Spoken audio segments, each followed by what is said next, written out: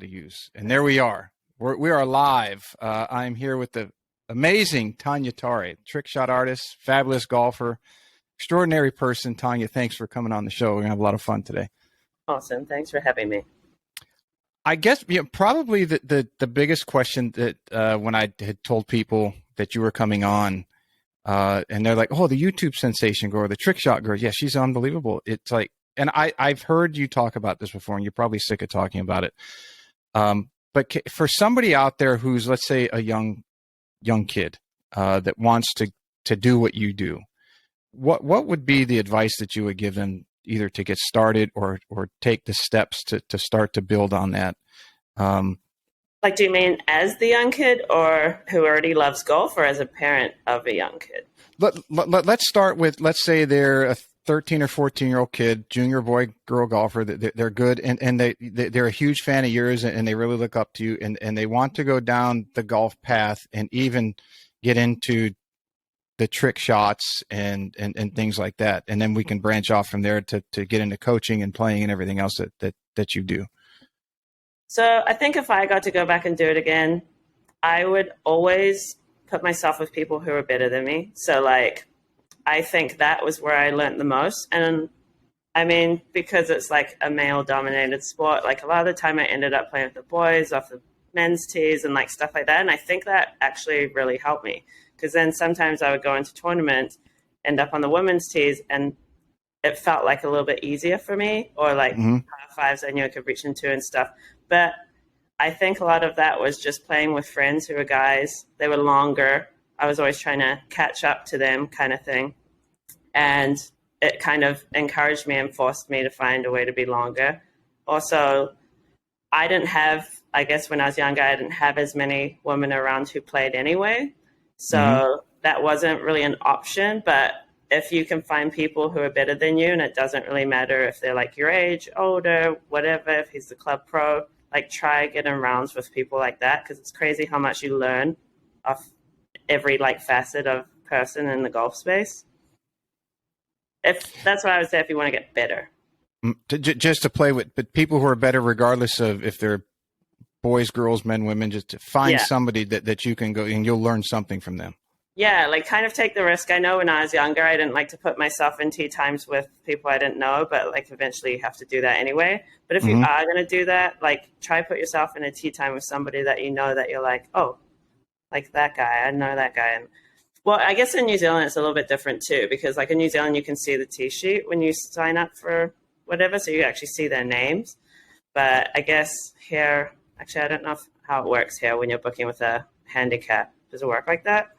I guess it could be different, but around, from what I've seen, and I've been around golf courses since I was probably 11 or 12 years old. I started playing at the local par 3 course. A friend of mine and I would go up there, and then started caddying at the local country club.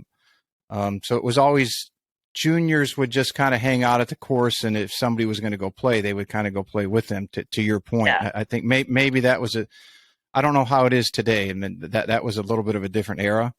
I would have to imagine that golf, just the culture of golf lends itself to that, where this the type of person who plays. If it's let's say there's a scratch handicap at a course, and there's a kid always on the putting green, and that scratch player is going to go play, 9 holes at like 4 p.m. before dinner, and they tell the kid, you want to come play with. So playing with somebody like that is just only going to help that kid, but obviously the kid is not quite to that level yet. Well, and especially when I watch, like I've done a lot of stuff now for like juniors, and some of it has been playing with them and things like that. And I always find the boys are very confident and the girls are really shy. And so a lot of the time the younger girls, they're kind of afraid to like put themselves out there. And I also was the same way when I was younger. I wasn't like super comfortable being social in that sense. But I think if I went back, I would try my best to be more out there, play with more different people, learn from more different places, like things like that, instead of staying in the comfort of the people that I knew. And I think that also helps for if you get into the point where you play tournaments, like you're always going to be playing with new people, you're always going to be feeling uncomfortable. And I think it would help with stuff like that. So I think that's like one thing that I kind of didn't do a lot at the start when I was younger, and I would change if I could go back and do that. I think that would have helped me grow better as a golfer quicker. How do you get young girls who might be lacking in confidence to realize that it's okay for them to step into that arena, or it's to have the self-confidence to at least attempt to do that? And if they do go into that area or that arena and they fail, how do you work with them to help build that confidence so that they get a comfort level and that they can start seeing bigger improvement? I guess that's a lot of questions in one. It's also a hard question because when I was younger, there wasn't like a whole lot you could have said to me to make me feel more comfortable.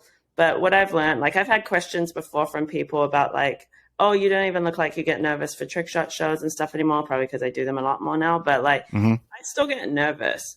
But I think like one of the things that kind of actually helped me was I did this one show one time, and I feel like my hand-eye coordination is on like 90% of the time, but 10% of the time, like, could just be off. And it could just be like your body feels different that day, whatever it is. Like, yeah, you're a human being. You're not a machine.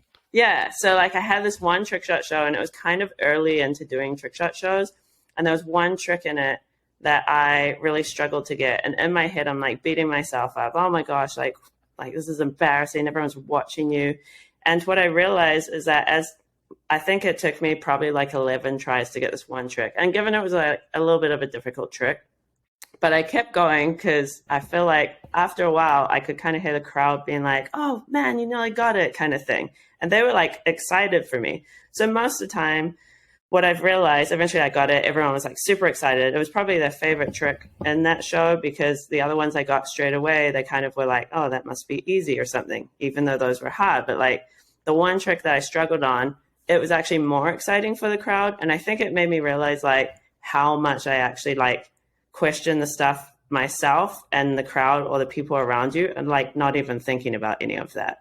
And it took me though, like having in my head a bad show before I realized that it wasn't even bad. Like my expectation of myself was so high and almost like unattainable. And then when I wasn't there and I was a little short of it, I forgot to like realize on the scale, I was still like really high up there. In my head, I was like, you're all the way down the bottom, but I wasn't. And then I walked away from that. Everyone was like really excited, like taking pictures and like saying all this good stuff about it. And like still to this day, I've never heard a bad comment like through somebody or whatever. I've never ever heard a bad comment, no matter what's happened in a show.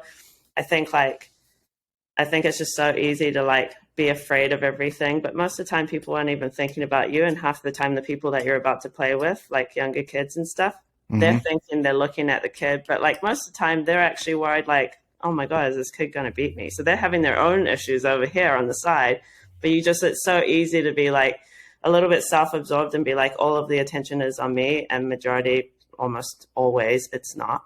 Everyone's thinking and feeling the same things. And it doesn't matter if you're older or younger.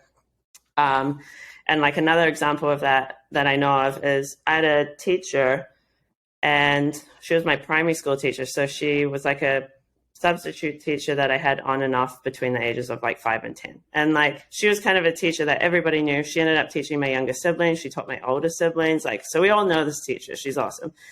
And didn't hear from her, obviously, after school, get into high school, and end up being paired with her in a round just by chance. And it was like crazy. She didn't play the first hole. And so I was like, that's weird. Like maybe she came late, whatever. She ends up telling me halfway through the round, she doesn't play the first hole because she's so afraid of teeing off in front of people. And so she pretends to get there late, and she just walks to the second hole, pretends to catch up, and then tees up and starts playing on the second hole. And so it's funny because you always think when you're a kid, like everything's so scary, but stuff is still scary when you're an adult. And so those little things that like the kid might be feeling, actually a lot of adults are feeling that even worse. So I think a lot of the time, like just trying to talk to your kid, or like trying to encourage the kids, like I'm feeling like a lot of the stuff I'll do. I played with a bunch of kids in an event that I did last year, and I would tell them like, oh man, I'm like kind of nervous, even though I wasn't nervous, but I'd be like, oh, everyone's looking. And then they'll be like, you're nervous? I was like, yeah, a little bit. And I feel like that kind of made them feel like, well, if you're nervous, then it's okay for me to be nervous. And so I think just kind of making the kid feel like, trust me, what you're feeling is absolutely normal. I'm also feeling it too. Or like, everyone's feeling this. Or like, they're more worried than you. It makes the kid feel like, oh, okay, I'm like them. So it's okay. I Mm-hmm. feel comfortable then. I remember when I was a kid, I think I was about 5. It had to be about 5 or 6 years old because my brother was born and I had both grandmothers would be, one of them came into town and the other one lived not far away. And they would keep an eye on me while my mom and dad had to go to work or do whatever they did. And I remember sitting there with them once, I think we were playing some board game and asking them, the realization to me when they told me that they don't know everything that there is in the world, just I didn't even understand that because they knew everything in my world. It's like, how do you not know everything that there possibly is? That's not possible. You have to know everything. And to your point that kids just have a completely different perception, although it is somewhat the same, and that as adults, we do get nervous and we do get scared and we face those emotions. And kids just think that they look up to adults and say, well, they must not feel that because they're not showing it. You have a better way to maybe Right. not hide it, but as an adult, you learn how to focus on what you need to, even though that excitement or that fear doesn't leave. You just seem to have a way. You've done it, as you said, after you did it long enough, you knew how to focus on what you needed to and not so much on that variable that was causing you to have a distraction. Right. And I would also say that adults have just generally gone through failures. Like most of the time, kids haven't gone through a failure yet. Like, Mm-hmm. not a significant one. I think maybe something in the schoolyard. Maybe they lost a friend that they wanted. Like maybe they're not in the popular group or they're failing these things, but they haven't really, majority of the time, like faced something that was like super embarrassing for them in that kind of sense, or like a failure of something they're trying to achieve or whatever. This is probably actually bad wording because obviously kids do still go through minor stuff. But I think as an adult, like just you start realizing that like if you do, like if I have a bad show, for example, like everyone just moves on after the show and no one like talks about the show anymore. Like it's in the past for them. Now they've got their own stuff they're back to focusing on. So it's just like people don't actually care as much as you think. Like everyone's still trying to figure out their own selves like throughout life. Like everyone's got their own things going on. So Mm-hmm. like there's no chance that like your little bad show like is significant enough in their life to like have something to like think about. So most of the time it's just like, for me, that's like something that I think about before I go into a show. I'm like, literally, if I have a bad show, like what's the worst thing that can happen? Someone might tell someone. Yeah. Okay. Okay. But most of the Whoopie time, ding dong. right. I will survive that one. But like, I still yet like haven't ever heard something bad before, and like maybe it hasn't got back to me. But I would think after a few years of doing this stuff, I would have heard something somewhere at least once, and I haven't. And like maybe I've just missed it, whatever. But I would say like that's a pretty good track record if you can say like, yeah, I've never had a bad response. And the majority of the shows that I do, the client will like end up asking me to come back for the next year, or we'll already be talking about stuff the next year. And I feel like that's got to say something regardless of how I feel about how the show went internally for me. I would have to think that the success of the show, and you've done enough of this and you've done it for long enough now that you have a very good understanding that the success of the show isn't necessarily you hitting the trick shots how you want to. It's more of, did the person who came to see that show, did they leave with a level of excitement that was beyond what they expected? Right. Right. And so I think that comes with, as you said, some failure is when you're younger, and younger being either by age, meaning you're 6, 7, 8, 9, 10-year-old golfer, or younger being young in your career when you started doing that, or a person who's out there getting into the trick shot business, so to speak, not really, as you said, focusing all on themselves without knowing it, and that I have to hit all these shots just the way I want to, and that's what I deem a successful show. But once you've done it enough and you're experienced like you are, that you realize, well, I have missed shots and the show is still a success. So why would that? Okay, what is the definition of success in that point? And I would have to think it would be, well, did the people who were there, did they really enjoy themselves? And now Right. your views change, right? Yeah, you're exactly right. Like it's not about really what I do. It's about them walking away from it and having had a good time. And like the organizers who hired me, they're happy because everyone's happy that they watched that, or they were excited watching that, and the entertainment was a success. Like, so like that's really what it's about. I mean, I would say no two shows I've ever done have ever been exactly the same. A lot of the time I'll kind of manipulate it once I get to the event, and I kind of like scope out the crowd a little bit. Okay, this crowd likes those types of jokes. This crowd probably doesn't. This crowd probably wants to get involved. This crowd probably doesn't. Like, it's just very different. But it did take me, because the first show I ever did, I didn't really know how to do a show. Like, I just kind of winged it. And then I would figure out the parts of that worked, and then I'd figure out the parts of that were like a lot of work and didn't really have that much effect. And then most of the time when I do shows, it's like the simplest things are the things that they're like super excited about. And then the stuff in my head that is hard that I got, I'm like, that was like awesome in my head.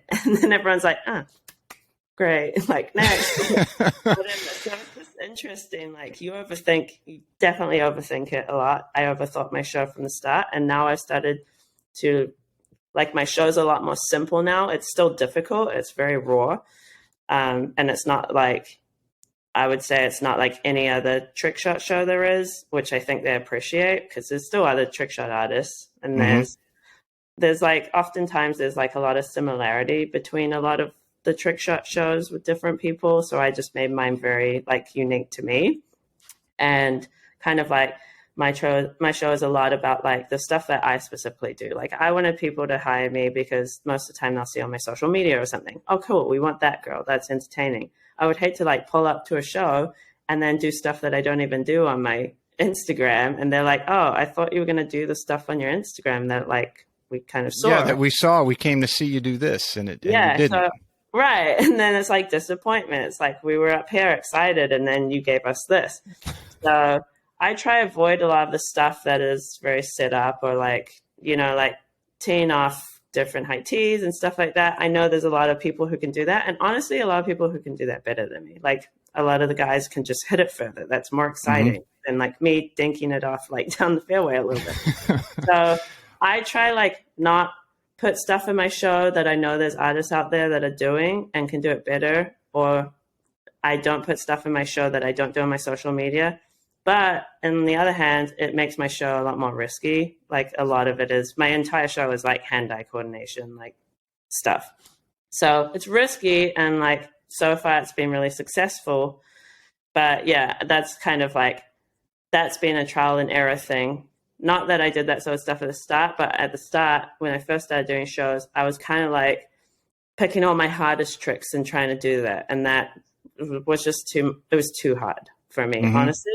And so I had to start toning it down and finding tricks that I like, adding in like 60% of tricks I can do every single time. And then I would, you know, add in a couple of like unique tricks. I definitely put in all of my juggling stuff, like, but then like I'll add in always at the end something difficult, and I'll normally like try have someone like jump in and try it, because most of the time a lot of the guys are like egging me on, or like they really want to get in there. They're like, oh, it can't be that hard, kind of thing. And then it's kind of entertaining to like, yeah, that macho ego jumps in their way, and if she's a girl and she can do it, even in today's world where you're not supposed to say or think that, I'm sure that goes through their head, and they think they can do what you do.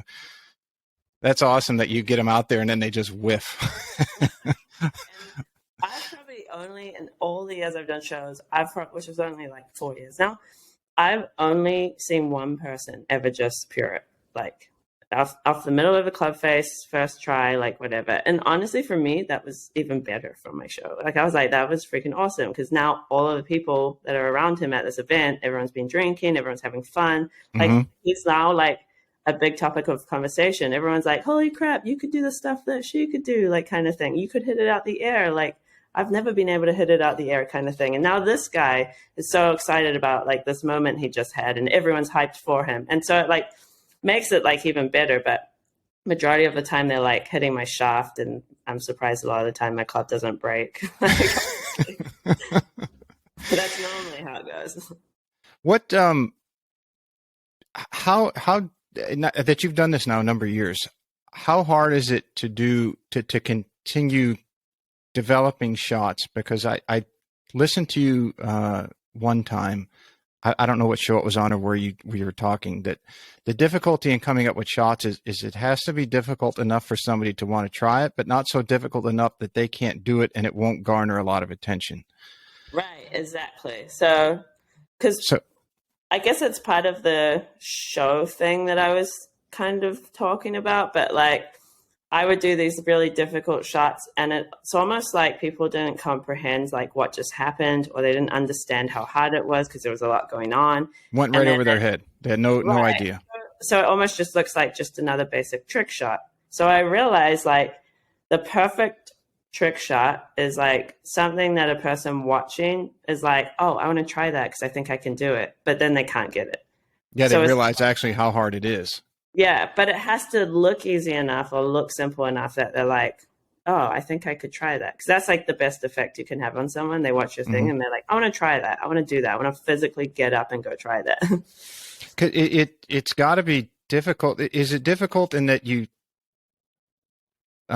it's hard to come up with things, or is it that you have done so much and now you have like a library of things to pick from, and then you can create so many various hybrids out of all the different shots that you made and start mixing and matching and say, what if I took a little bit of this and like you do in your own recipe, that maybe allows you to have a keep that excitement about it and intrigue, and then but it's still very you need a lot of skill development to do it, that somebody wants to try it but then they realize, oh shit, wow, she is really good because this is hard.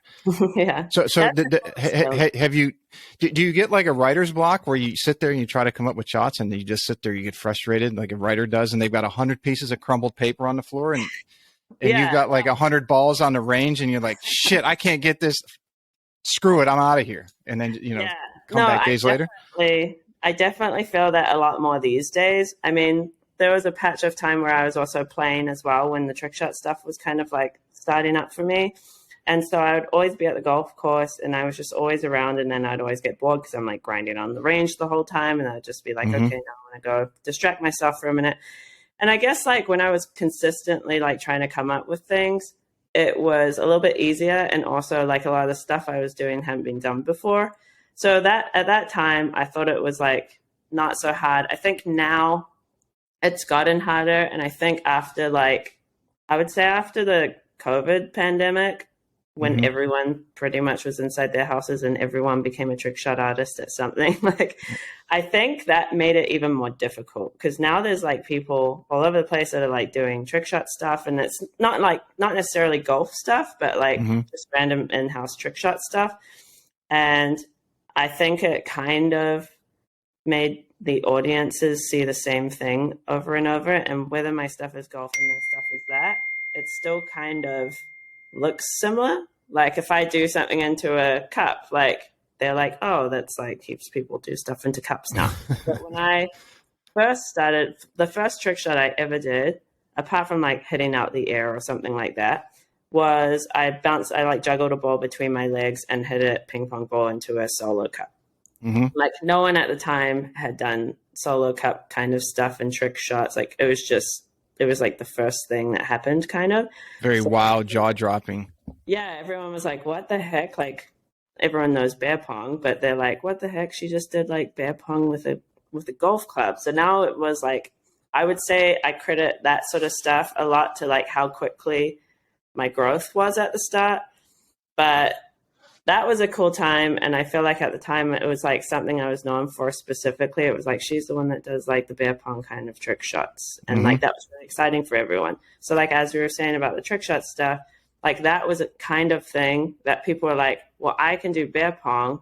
Like maybe I can do that. Like maybe I can do it with a golf club or whatever. And so that kind of worked really well, tying into like the whole, like make it relatable to people and stuff like that. Now the trick shot stuff into beer pong cups is like a lot of people have done it and stuff. I mean, I'll still do them, but like they've like become a little bit more common, and I don't think they had the appeal that they used to have back then. Yeah, but that one there's one that you have on your Twitter feed where you're in your, I guess it's your living room, and you chip it off off the, let's call it a deflection board, and it comes back and you hit it with your foot, and then it goes into the cup. Oh, And you do the fist pump. So it's like you've gone way beyond that what would have been your original. It's just chip it into a cup, and you can see by your reaction that was, you finally got it. Do you think that, like, when you do stuff in your living room, is that more relatable to somebody who's, especially let's say during COVID the last couple of years, that people will? I'm sure that there might be a lot of parents around that probably are mad at you because their kids are trying to bounce golf balls off the wall into cups and breaking lamps and TVs and vases. But is it something when you do it in your living room that you think people might gravitate to, because everybody's got a living room and they can do it at home?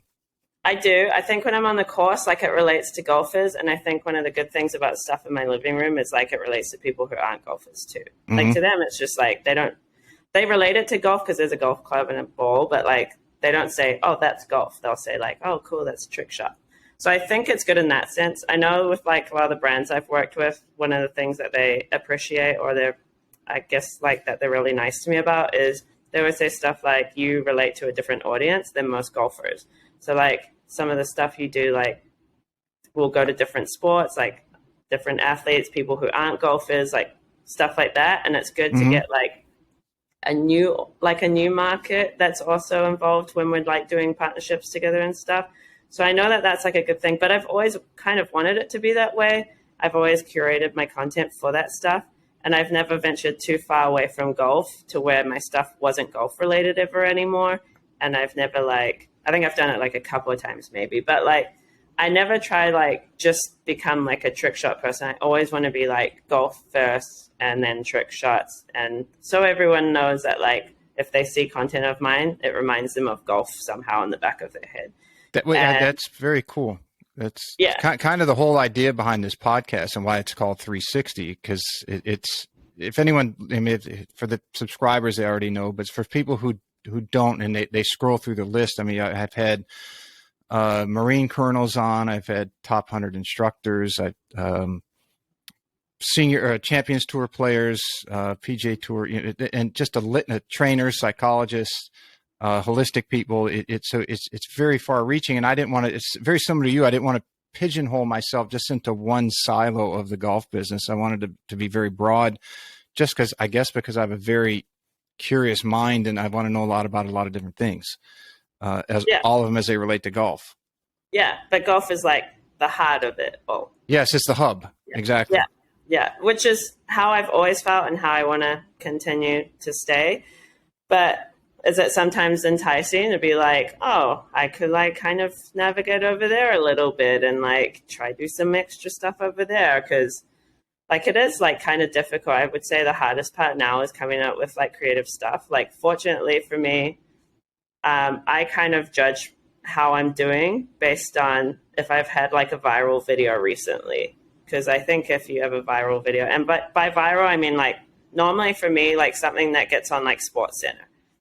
So if I have something like that that's happened kind of recently, in my head, I'm like, okay, you're still doing the right things. Because like everyday content is like good, but I kind of feel like everyone can do everyday content sort of thing. And there's so many influencers now, and there's so much, especially again after COVID, I think it kind of highlighted how valuable the social media space is. So it's a little bit like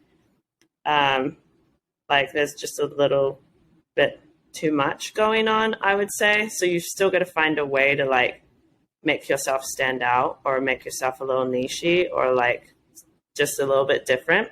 Because if you just focused on the social media aspect and like grinding on putting videos out the whole time, yeah, it's like it works. But for me, I think my success in my head, I don't necessarily judge it off like how many views I'm getting on social media at the moment or something. I'll judge it on the like next step of it. So like getting a viral. So you're similar to Tiger or Novak Djokovic or Serena, in that if you don't, your goal is the majors, and if you win a tournament or you get 100,000 views, that's great. But you've done.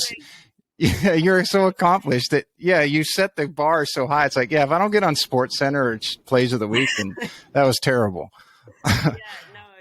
No. I guess I probably worded that too, like arrogant. Like that probably came out bad, but like that's I think how most people understand what you're saying. Like you want to make something extremely unique, creative, and everything else, and for to take all the pieces of that puzzle that you know and you are aware of and your experience gives you, to combine something that creates something fantastic and amazing. That's what you're doing, and the easiest way to judge that is how, does it make it to a level that Sports Center warrants it worthy, or does it get onto the Golf Channel?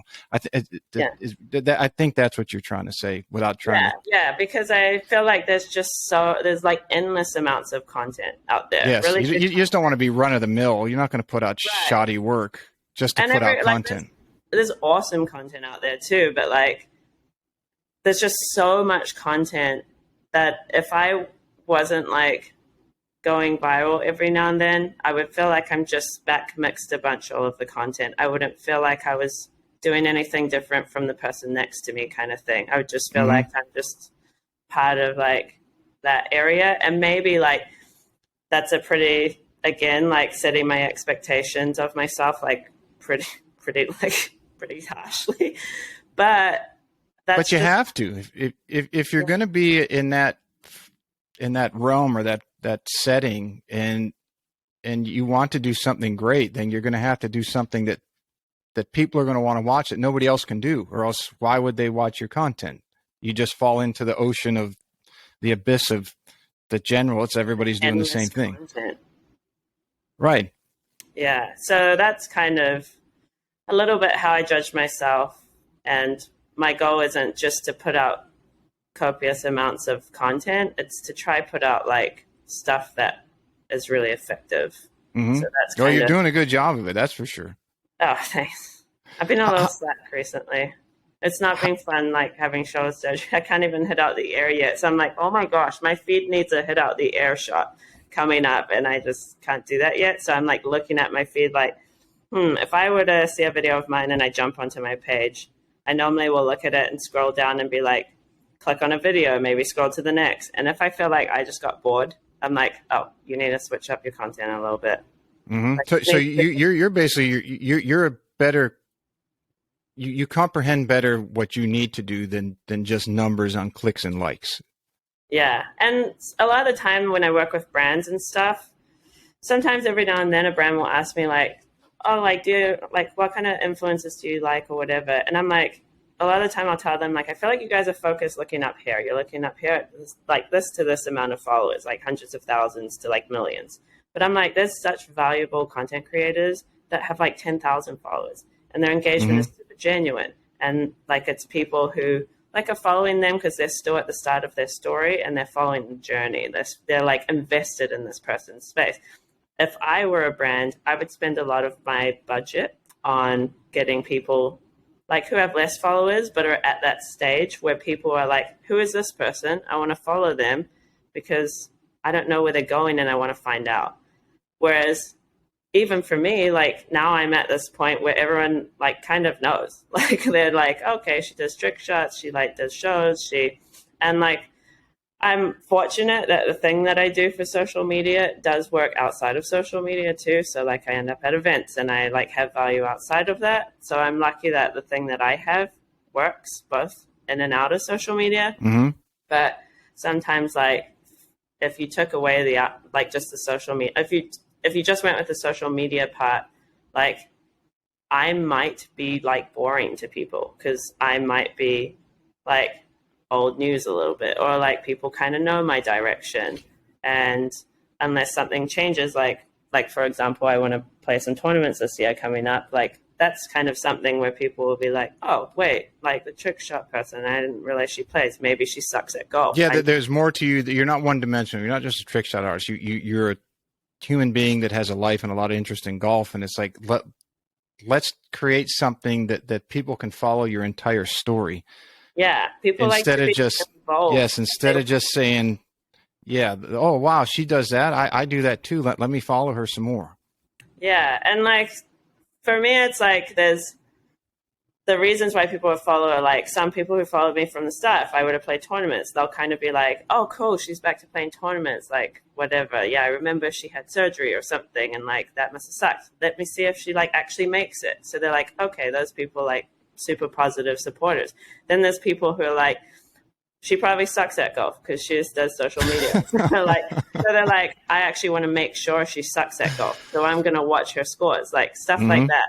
So I just think it's nice to, like, there is like when you hit like a stagnant point in your social media, there's definitely avenues you can take, but you've always got to like make someone feel like you're going somewhere, like, and they want to be on that journey with you, whatever it is. Like that's a really valuable way you can like make yourself seem like worthy of a follow, because people don't have to follow you. They could just look at your stuff every now and then, but people will actually click the follow button if they're like, I don't want to miss something, so I want to make sure I know where this is going, kind of thing. Is that they keep getting a ping? Is that an email that you keep getting on there? It's like a text message thing. Sorry. It will get loud. No problem. I just don't want some troll on social media saying, well, someone was pinging in, and then they just start to try to tear down the show. Sorry, it was my iMessages clicking. I don't know how to turn the sound off on them, so I just quit it. So you're good. Yeah, that's a great, like you mentioned, it's telling a story, and you know, I remember hearing Guy Ritchie, the director, and I love his movies. You know, when he did the Sherlock Holmes, and he did Snatch and Lock, Stock, and Two Smoking Barrels, Rock and Roll. I love all of them, and he was describing how to tell a story throughout a movie. And I found it and he said, you're storytelling everything you do. Your marketing, your advertising is storytelling. If you're not telling a story, then why would people just follow you? You know, they tune in for the next chapter, and they want to see what, you know, you get them excited, and then you kind of leave them hanging. Unfortunately, you have to do that, and then they come back for the next thing. And right. So I think you're spot on in what you're doing. Not that I'm, you know, far more about social media than I was very late to that game. But yeah, I think you're doing it. Obviously you're doing it great. You don't need me to tell you that. Yeah, it's a confusing thing though, because like I would say if you were a follower of mine on my social media right now, it doesn't, like, my story is confusing right now. But it's funny because like my life feels a little bit confusing at the moment too. It's funny how it kind of reflects. It mirrors, yeah. Just had surgery. I'm in this like little bubble, and it's obviously weird to not be able to just play golf when I want and like whatever. I'm still like rehabbing, don't have full movement. But during that time, like my social media probably looks a little bit lost, but I'm also a little bit lost. Like, so sometimes it's hard to push a narrative or push a story or like build that if you actually don't know what your path is. So I always encourage like parents when they talk to me about their kids' social media, should I get my kid into social media? I always tell parents, I don't know your kid, so I'm going to answer it this way. I'll say, when I have a kid, I am going to do my best to make sure they're not on social media for as long as possible. Like, do my best job to do that. But eventually they're going to go to school. Their friends are going to have social media. They're going to get social media. You can't really prevent it. And so with that being said, I'm like, I just think you need to like kind of figure out, if you're going to do the social media for them, you need to like really genuinely ask your kid, like, what do you want to do? And like, that should be the guide of how you post for them. Like, just make sure it's like built. And by the time, like, say they take it over when they're like 13 or something, like, and you pass them over their social media, now it's up to them. It's still going to be aligned to where they're going, hopefully, or like what they want to do or things they love. So like, if you really want to build your kids' social media, just make sure it's like very genuine and authentic to like what they want to do. It would look kind of weird if you like built this path for them and then you meet the kid and the kid like doesn't even like golf or something. And you're just like, what? Like, that doesn't work either. So I try to tell people, like, if you like post how you want to post, you're not posting for likes. You're not posting for attention, whatever it is. You're not posting because that's kind of the trend right now and you think you need to jump on the trend. If you always consistently post for where you want to go, what you believe in, like whatever it is, like your journey, things you like, then you can't really go wrong with social media. Because if someone gets mad at you, for example, I don't like that post you just did, or I don't like that you went there or whatever, for whatever reason, if you're staying true to yourself, that's an easy argument to have. Like that's an Right. easy, like, yeah, well, I don't really care what you think because I really like this. Whereas if you're not being genuine to yourself and you post, oh yeah, I really like Pepsi, not Coke, but you actually like Coke, someone's like, oh my God, I can't believe I'm not going to follow you because you like Pepsi. You're kind of like, oh no, like, no, actually follow me because Yeah, that's the worst thing you I could do actually is. don't. I like Coke. And then they're like, wait, you like Coke or Pepsi? Now I don't even know what you like. So now Mhm. I don't even trust you anymore. So it's kind of like if you're always staying true to yourself and your social media is absolutely fine and healthy for you. But if you're diverting everywhere and you're like trying to post because you think people want to see that sort of stuff, and then maybe you posted like a little provocatively because you think, oh, I can get extra likes for that or whatever. Mhm. Oh yeah, I'll have a good like engagement on this post. But now people are calling you like certain names, and now you don't like it because you're like, wait, that's not me. Like that's not actually me. That's a hard pill to swallow. That's a hard fight to have because you're kind of like you can't defend yourself anymore because you're going to come across inauthentic or not genuine. But then if you do defend yourself, like you just look like a hypocrite. So, Yeah, you know, Simon Sinek talks a lot about that. I don't know, you know, he oh, wrote that it starts with why, yes, right? You I know, know that guy. Yeah. yes, and he's awesome. It makes so Yeah. much sense. It's like appeal to the people who are similar, have the same similar interest in likes, and they're going to tell other people, and it's going to grow organically that way, which is much better than just having 100,000 or 1 million followers who don't really care. Really, you know, they might watch for one thing, but they're really not true fans. And I think Tim Ferriss he's very big on, and I cannot remember who wrote the article. I was talking to somebody about this today. There was a written, and I'll link this in the summary for everybody, 1,000 true fans. And it's like, if you get 1,000 true fans who will follow all your content, they trust you enough that they'll buy whatever you're going to Yeah. recommend that they buy. And they're going to, subscribe to, if you have a subscription page and all that thing, because they trust wholeheartedly that what you're providing is true. It's honest. It's what's going to benefit them. And that's much better than having 10,000, 100,000 or 1 million that don't give two shits about what you put out there. Totally agree. Like another example would be, I remember when I was like growing really steadily and I had a bunch of people be like, you should just like do a trick shot in a bikini. And I was like, no, but but secondly, I was like, no, that wouldn't work anyway. Like, yeah, okay, I'll get followers, but those followers have now followed me because like I sexualized myself a little bit. Mm-hmm. So now they're following me for like, I want to see more of that. And that's, you've got to remember like the growth spurts you had in your social media and what you were posting at those times, because that's what those people like signed on to see. So if you post something like that and it's very like out of character for you or like just doesn't match your like curated like content, then going forward, those like say you gain 5,000 followers, those 5,000 followers are useless to like where you're heading because Yeah. now your engagement's just going to be off.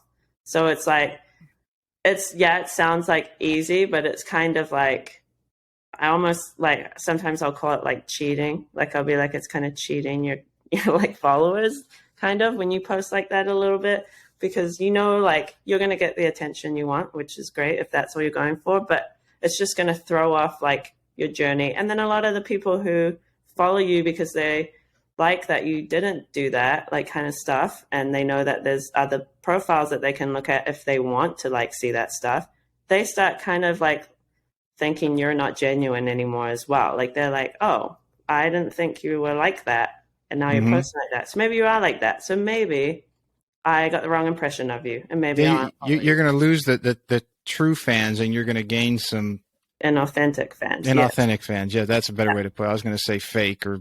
bullshit Yeah. fans. Well, fans that are just not there for where you're heading.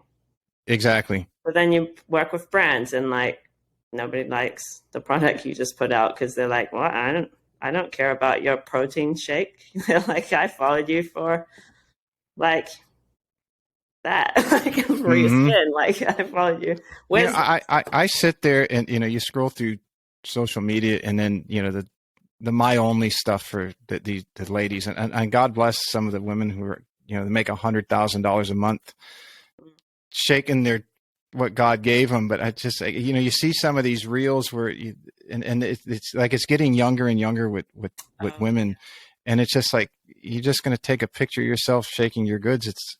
I feel bad for him.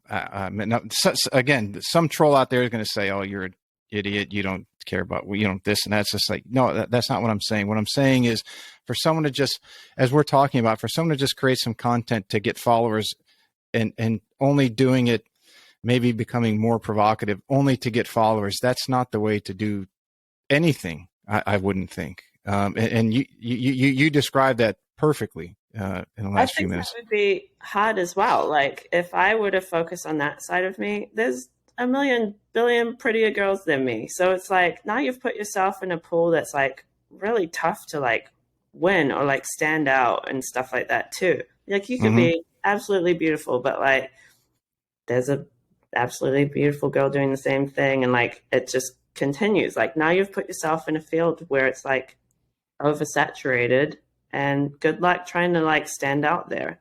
Holly Saunders just caught a lot of shit for that. She just posted a picture yesterday of like something, her picture from the Golf Channel from like 12 years ago, and then of all these people were just.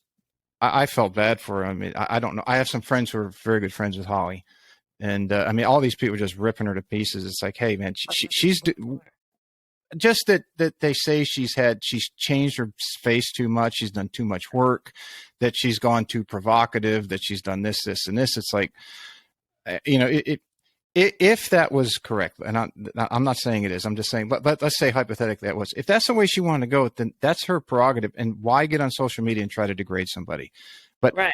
Absolutely agree. I'm all for the girls who are willing to put themselves out there and own it. I'm not mm-hmm. for the people, and this is for anything, not just the girls with posting like this, but for any social media person who like will post stuff and then not stand by it. Like that's somebody that I like can't get behind. But if you can own it and you're just like, I don't really care if you like me or not, this is how I feel about this, whatever. Mm-hmm.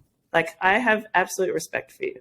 Yeah, I give her some credit because she has stuck to what when she got, from what I've seen on her social media, when she kind of got everything going, she has been true to what she started. And for some of these people to just try to knock her down and degrade her, I think that goes to what you're saying is you got to be careful on what sort of fans you attract by what you put out there, because the people who are following you for the wrong reasons will try to tear you down for the wrong reasons as well. That's true too. Yeah, very true.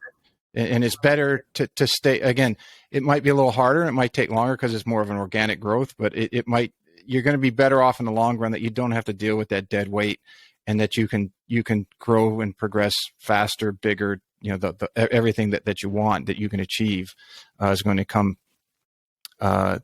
if you don't have that anchor to deal with. Right. Yeah, totally agree. When you come up with a new shot, or you're doing your practice for your shows, how long does it take you roughly to, let's say you formulate you have this idea of a shot that you want to create. About how long does it take you to get that to where you can put it in a show or feel comfortable with it? How many hours of practice do you think that takes? Oh, so putting stuff in shows is like a lot of it's the juggling stuff and then hitting out the air. So that stuff like I already can do. So I won't like reveal what my show is, but my show is very like raw in a sense. Like I will say I don't know what I'm going to be doing in that show until I'm there. It's Mm-hmm. really like kind of up to the audience how it goes. So I kind of have to kind of like just hear what they're going to say, and then I have to kind of just like figure it out on the spot. So I just make it really, really genuine. So I find if I've done a show one time where I got every single trick and I was mind blown in my head, but I was trying to act cool. And like I feel like the show or like the crowd was just like, oh, guess that's pretty easy kind of thing. And what I realized is like if I don't miss a few times in the show, like say I end up doing 20 trick shots, if I don't miss at least like 3 of them, maybe, then I don't feel like the audience really comprehends well, like how hard the stuff I'm doing is. Mm-hmm. If I get them all, it's almost like they think it's like automatic, it's robotic. But if I miss some, they're kind of like, oh, that must have been a really hard one because she didn't get that. And like, they're like, oh, I thought the other one was harder. And it starts making their brain work like, oh, maybe it's not as easy as we thought. Maybe you So should. your ability for your showmanship skills have gotten better as you've incorporated how to have them understand how difficult some of these things are. Yeah. I definitely, I would say for the first year and a half doing shows was pretty much just me like trial and erroring everything and then taking up things that people like. So like I would say if you hired me in the first year, shows would have been interesting. I mean, they would have been a lot different to how they look now, but it was more, I feel like it was more curated. It was more like I had a plan, and I think it came across like that. Like, oh, it was like step by step. But now it's so spontaneous that it's kind of like a little more wild. And I think people have appreciated that more. Like, I've had really good feedback. Plus, the show that I have now, it works for all audiences. Like, there was times where I'd have like 3 different shows, kind of one for kids, one for like drunk adults, and one for sober adults. So it really depended. Like if they put me in a show in the morning, that show had to be different than a show like after the event. Because after the event, everyone's a little bit sloshed. So it's like that crowd is obviously a lot more easier for me because they're a lot more vocal. They're a lot more fun. Like I can kind of like switch stuff up as I go along if I need to, depending on the crowd. But the stiff crowd at 8 a.m. in the morning who's just like waking up, they're pretty hard to like get excited. So yeah, there was a time where it was like that. Now I have a show that works for everyone. Have you gone or talked to anybody because I believe you're in Phoenix, right? Or just outside of Phoenix. Yeah. And you're not very far from Vegas. Was a few hour drive. Yeah. Have you talked to anybody who's in show business but like a Vegas performer that about how to, what things to do to make shows better, as you just alluded to? Like, to go outside of the shot trick or trick shot business and talk to people who are other entertainers or performers and say, what do you do? And what advice or what might I learn from them that could help me become better at what I do? So I've talked to some people that are in the golf space, but like not really. We don't really like bounce ideas back and forth so much. I think we all kind of just keep our show to ourselves a little bit. But I haven't talked to anyone in Vegas, but I've actually watched a lot of the shows there, and I watched a lot of the street performers. And honestly, sometimes I get annoyed when like I'll be waiting watching a street performer, and then like they like build up the crowd, and then I've been standing there for like 15 minutes and literally nothing has happened. They've made some jokes, and I'm like, eventually I'll just walk away. But that's me because I get impatient. I'm like, I want to see the action. I don't really care about the build up. But what it made me realize is that at the start, when I first did trick shot shows, I was like just firing balls the whole time. It was like if I had an hour show, I was like kind of grinding. I was like sore by the end of it. But after a while, I was like, that's like, I need to build it up more like them, not quite to their extent. But now I'll probably do like 12 shots. So it definitely made me realize like, you actually do have to have some sort of build up in there. Like sometimes I'll also do random stuff depending on the crowd. Like sometimes I've told them stories about situations I've been in. Sometimes the story for them was like the most interesting part of it. They're like, oh my God, that's so funny. Didn't realize that person was like that kind of thing. So I guess it really depends, but that did make me realize the build up is very important because every show that I've seen in Vegas, they just make some such dramatic thing. And even comedians too. Like they build this whole thing up and the punchline or like the trick is actually like such a small part of that whole thing. So I've tried to incorporate that. I don't think like the speaking part, I don't have a penetrating voice. So a lot of the time I'm just like trying to yell and half the time people still can't hear me. So I'm still battling with stuff like that. And then some people have a real penetrating voice and for them, the talking part's like easy, but that's not like the best part. Oh, the thing I'm best at, I would say that's probably like the least, like the least good part of my show.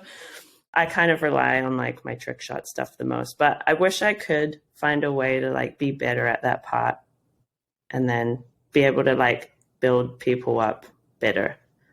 Yeah. I think that the best person I've seen at that in any profession is Dave Chappelle. And Oh, I don't know if yeah. you're a Chappelle fan, or maybe he'll like he'll just the anticipation. He just Yeah. slowly builds it, and he incorporates all these tangents and hilarious things. And then even though he has different sections and segments of his show, it's like they all tie into the thing that he's going to do at the end, Right. and he pulls back from every single thing that he talked about, and it's just like this massive buildup that you're at the end. You're like, it's all tied together. Well, I think it goes back to kind of the story that you were talking about on social media. It's better to tell the story, and if people keep that in mind, then their content will follow those lines. And I mean, I'm not a comedian. I don't know much about. I love comedy. I love laughing. But it seems like that idea it works very well in the entertainment business and in the comedic business, and that you take a look at the best there is in Chappelle, and that's exactly what he does. So yeah, that's really something interesting. Let me. If I could find a way to be better at that part of it, it would also make shows so much easier for me. Like Yeah, if you, I would have to imagine because then you have your chapters, right? You know, you're yeah, going and then along. like I'd be doing less tricks. Every trick would seem like so dramatically good. Like I don't know. Whereas I have to rely a lot of my show. It relies a lot on how good my trick is.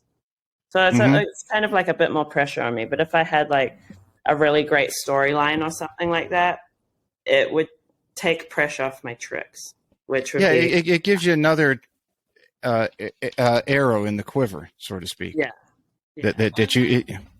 yeah. I don't know where to start with that, but yeah, no, you're totally right. That's like something I really need to think of. You had mentioned that some of your social media had been lacking because you had some surgery. Had you considered just kind of documenting or posting about the whatever, was it your wrist that you had work done on?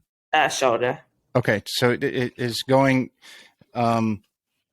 having just kind of documenting through your social media, hey, you know, I've got the shoulder issue, I'm going to be taking some time off, and then just kind of taking that and going to your, having some video of your physical therapy or your consult with your, maybe, I mean, I guess consult with doctor might go a little far, but post surgery, and hey, everybody, I'm doing great. Doctors say it went great, and I just expect to be back in this time. And just using that storyline that allows people more of a, it gives you a glimpse, or gives them a glimpse of you on a personal level, instead of just this icon that's up on this pedestal that can do things that not a lot of people can. Um, I did think about doing that a little bit. I've posted like just a little stuff on my story, just showing like my movement and stuff, nothing Mm-hmm. dramatic.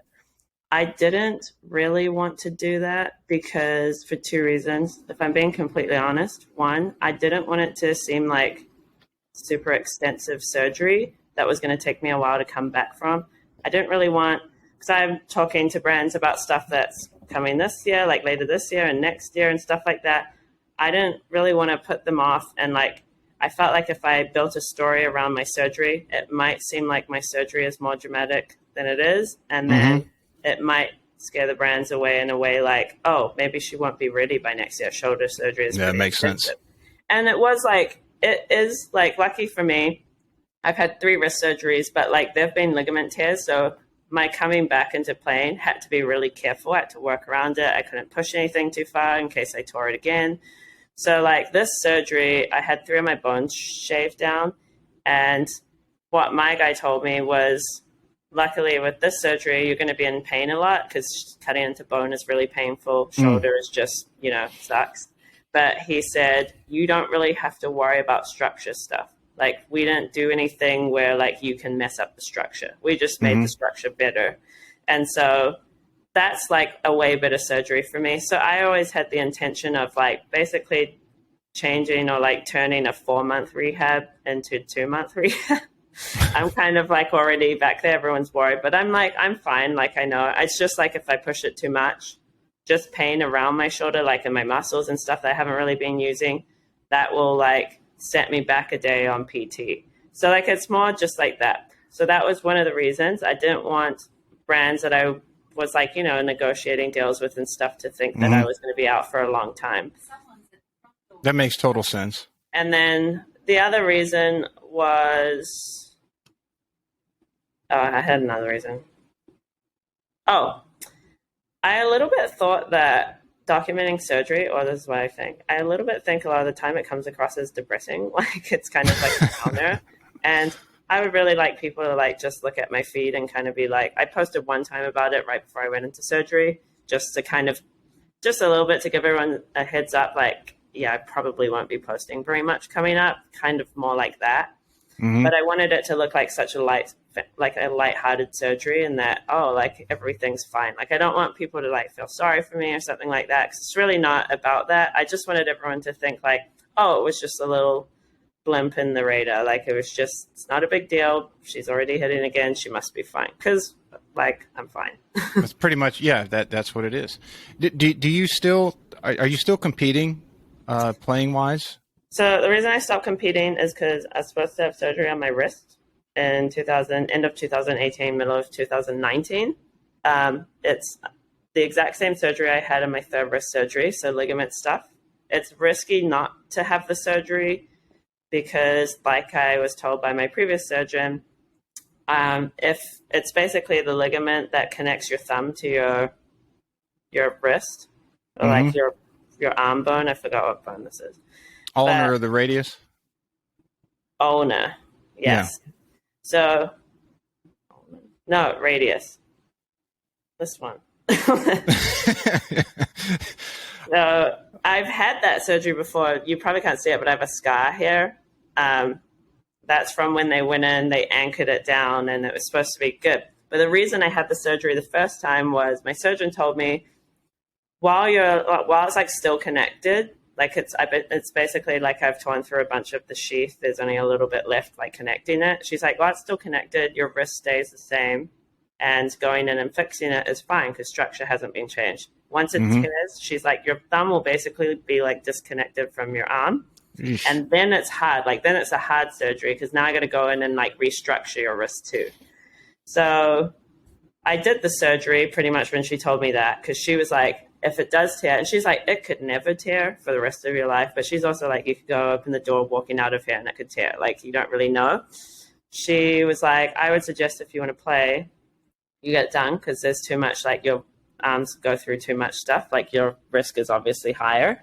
And got surgery, then obviously fast forward, start playing again. And I feel like every surgery I've had since I turned pro has been like right when I've started getting to the point where I'm playing tournaments and I'm good, and it's just kind of like shut me down again. Set you back. That can get mentally debilitating to do all that work. And I remember that after having right wrist and left wrist surgery, I was like, hey, I'm good to go. I've had surgery on both. And when I had my third one, it was actually like super disheartening to me because I was like, holy crap, I thought you fixed both my wrists. Like now what? You're telling me like I can just continuously have wrist surgery for the rest of my life? So it kind of was upsetting. I kind of like, it was during the same time my dad got really sick. So I was like pretty depressed during that time. I think I was having like a career meltdown kind of thing. Like, oh my gosh, maybe this isn't for me. Have surgery, do everything again, start playing tournaments, and then the same thing. So it's kind of, I didn't get it fixed this time because it only took like 2-3 years before it tore exactly the same way again. So it kind of was like, I don't really want to have that surgery.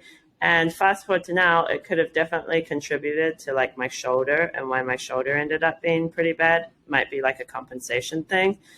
But I don't know what to do about the surgery with my wrist because it's not playing that's hard. It's the grind. It's the being on the range and hitting balls over and over and over. So if you watch my like social game now, like I'll often shoot like just around par, but I'll hit like 8 greens, and that will be like a pretty average day for me. Like if I hit 11 greens, I'll walk away feeling like, wow, I like hit the ball really good today. So my drive is totally good. Short game's totally good, but it's just bunkers are hard for me because I can't really practice those because those are really tough on my wrist.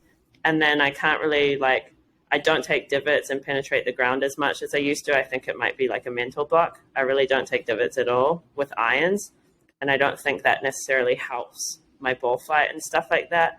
So my ball flight's a little bit inconsistent. I definitely do stuff in my swing where I'm like trying to fend off getting hurt, I guess, it's like you develop somewhere in the back of your mind develops the I guess a glitch in that if you feel or sense anything coming into the ball or somewhere in your swing that's going to irritate whatever your injury is, Yeah. you're going to flinch to protect that. Yeah. Even if it, And play let's say it subconsciously. even if it's not going to do it, just a hint of having that pain again. Because I didn't touch a club for 2.5 years. I mean, my back had really gotten bad, and I was working with Dan Hellman, who he's been on the show a couple of times, and I tease him because he has a Augusta National flag in his studio signed by Tiger, and Oh, wow. I say the rumor is, Dan, that you were the one that really helped Tiger get his back in shape after Dr. Geyer did the surgery. I said, "Do you want to talk about it?" They said, "Oh, I'm not going to say I did, and I'm not going to say I didn't." And I said, "Well, that flag behind you, I think, speaks volumes." So, Yeah. and I didn't go to Dan knowing that he did that. I mean, it was not out and for public consumption yet. I just had friends who had learned under him and went to him, but he said, "I don't want you to touch a club until we get you stronger and you can do this." And not to bore people with my story, because they're not on here to hear me, they want to hear you. But to your point, that I can maybe let you know that there's other people out there kind of going through something similar. For 2 years, I didn't touch a club, and I had some friends that came to town, and I said, "Okay, I'll play with you guys one day, but the other 2 days I can't." Well, I played, and I swung like 50%. All my swings for 2 years were watching TV in a little kids club and just going through the slow motion in the living room. Yeah. And it didn't hurt. And then I played the second day and it didn't hurt. I played the third day. I'm like, wow, it's really come a long way. I must have gotten stronger. And I've gotten to the point where I could play once a week. But like then last year I had to have surgery, so I couldn't touch a club for 10 weeks. And then I finally got back in the gym, and then just sleeping and recovering from the surgery, I slept on my wrist wrong one day. So my wrist was all screwed up for like 3 months, and I couldn't really hit balls then. And then, so I got that took me to December. And then in January, I got COVID. So I couldn't, it's like every time I built up, like very similar to you, every time you got yourself back to where you're able to play and you felt somewhat strong again, I'm on the right path. It's like, nope, setback. Yeah. It's Do it sad. again. Nope, setback. And it's just like mentally so draining that I just busted my ass for 6 weeks to get some foundation and baseline that I can start to build on again. And now here's another thing that's going to pull you down. Yeah, it's I felt that exact same way as well. Like I got lucky though, because during that time, or like a year later, I went back to New Zealand for a year. But a year later, the trick shot stuff kind of like happened for me, and it felt like almost like, I don't know, like a cliche sign or something. Well, you like healed from your third wrist surgery, and yeah, like things happen for a reason. My mom tells me that all the time. Yeah, and I do believe that, like you shouldn't get too disheartened about stuff, because a lot of the time it's just like guiding you to the right thing. Like maybe you're not meant to be in that spot. So, and mine obviously did, and I got really lucky because now I've gone to be in the golf space, probably more prevalently. I don't know if that's a word. Close enough. I've gone to be in the golf space like a lot deeper than I would have ever been, even if I did make it on tour. Like I think for events and stuff like that, and I do want to find a way to like help with this, but I think LPGA players get looked at last, and I would say that's because first they go with entertainment, and then after that they'll go with PGA Tour players if they can get them. But like the LPGA players have a lot of stuff to teach. They just never get the opportunity. And because like there's always someone in line ahead of them, I feel like, just in the golf space is kind of how it is.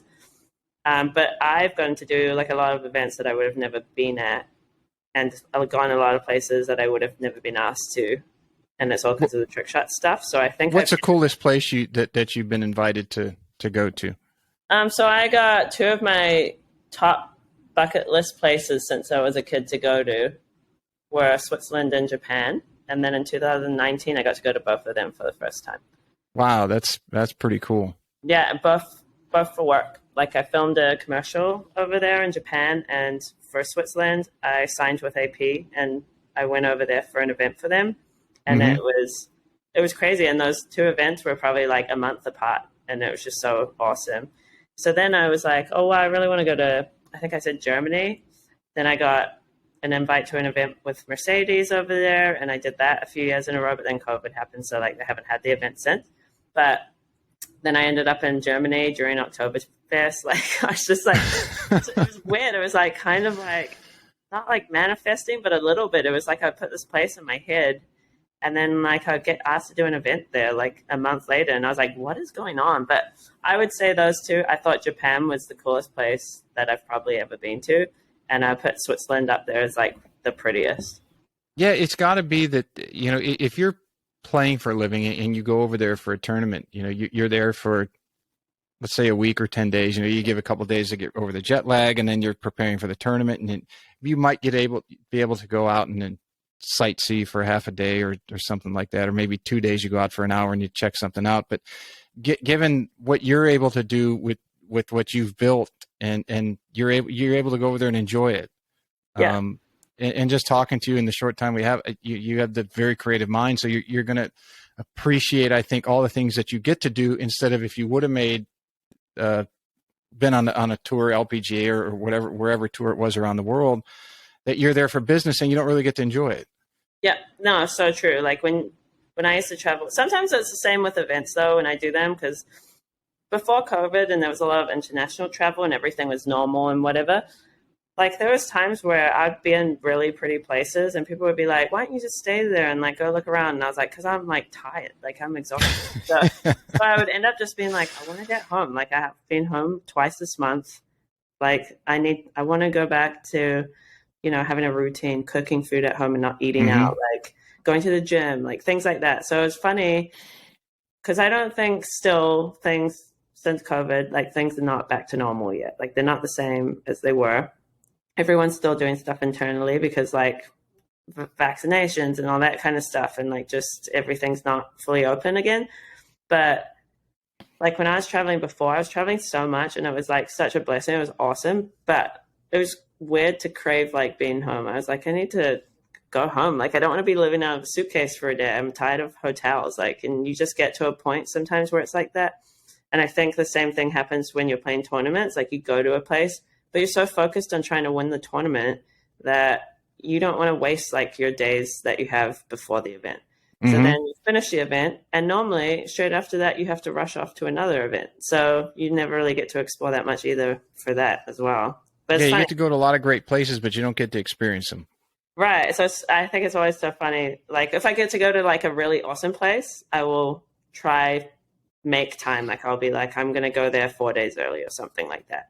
But I think it's funny because I remember like I go back to New Zealand and I'd see my friends and they'd be like, dude, your life is so awesome. You've been everywhere. It's like so great, so fun. And I'm like, yeah, I just want to like go home. They're like, go home. I'm like, yeah, I kind of just want to like be in my bed. And they're like, what? And I was like, it's fun. Like, and I love it. And I'm so grateful for it all. But sometimes you're just like, man, I need a moment like to just. Yeah, I want to sit there and binge watch Yellowstone for a week and not leave, and order pizza and Uber Eats and not leave my house. Just Right.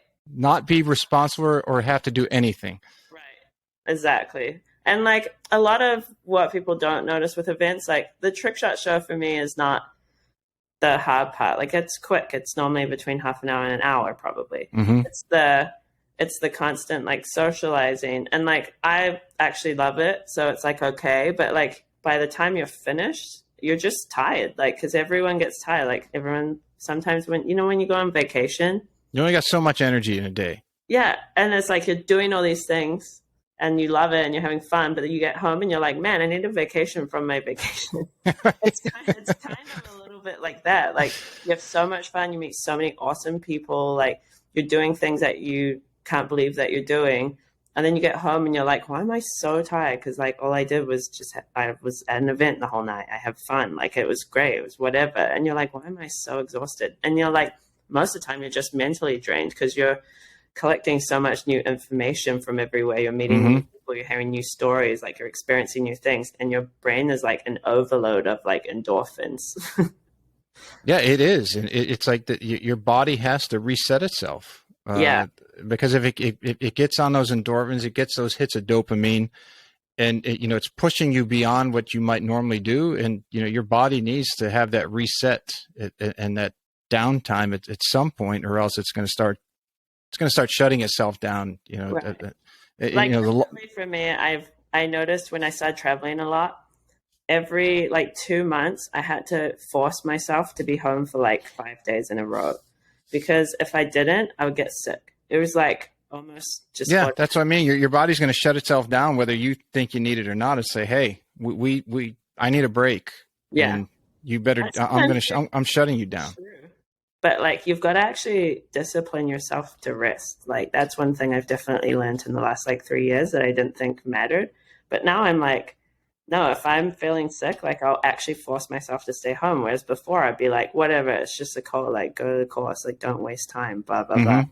And then you just like linger with this like little mini sickness for like 5 days, instead of if you just stayed at home for one day and then have 4 really good days of like practicing, as opposed to 5 like mediocre days of Mm-hmm. practicing because your energy is just whatever.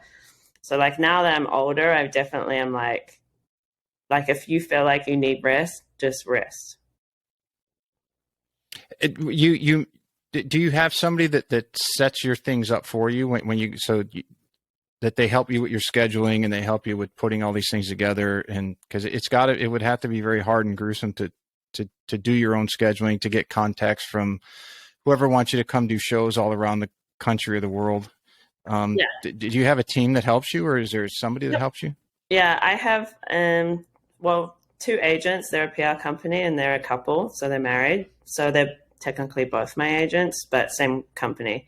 Mm-hmm. But yeah, so they do all of that stuff, and we're also really good friends. So they know exactly how I work. I'm very type B. I'm not type A at all. Like I'm terrible at scheduling. You probably had a hard time with me scheduling this, like because I'm just kind of all over the place, and I'm very like if someone messages me and I'm thinking of doing something that day, and they'll be like, hey, want to play golf? I'll be like, oh, okay, that thing that I was going to do here, I'll just do it over there at that golf course, and then I'll go play golf.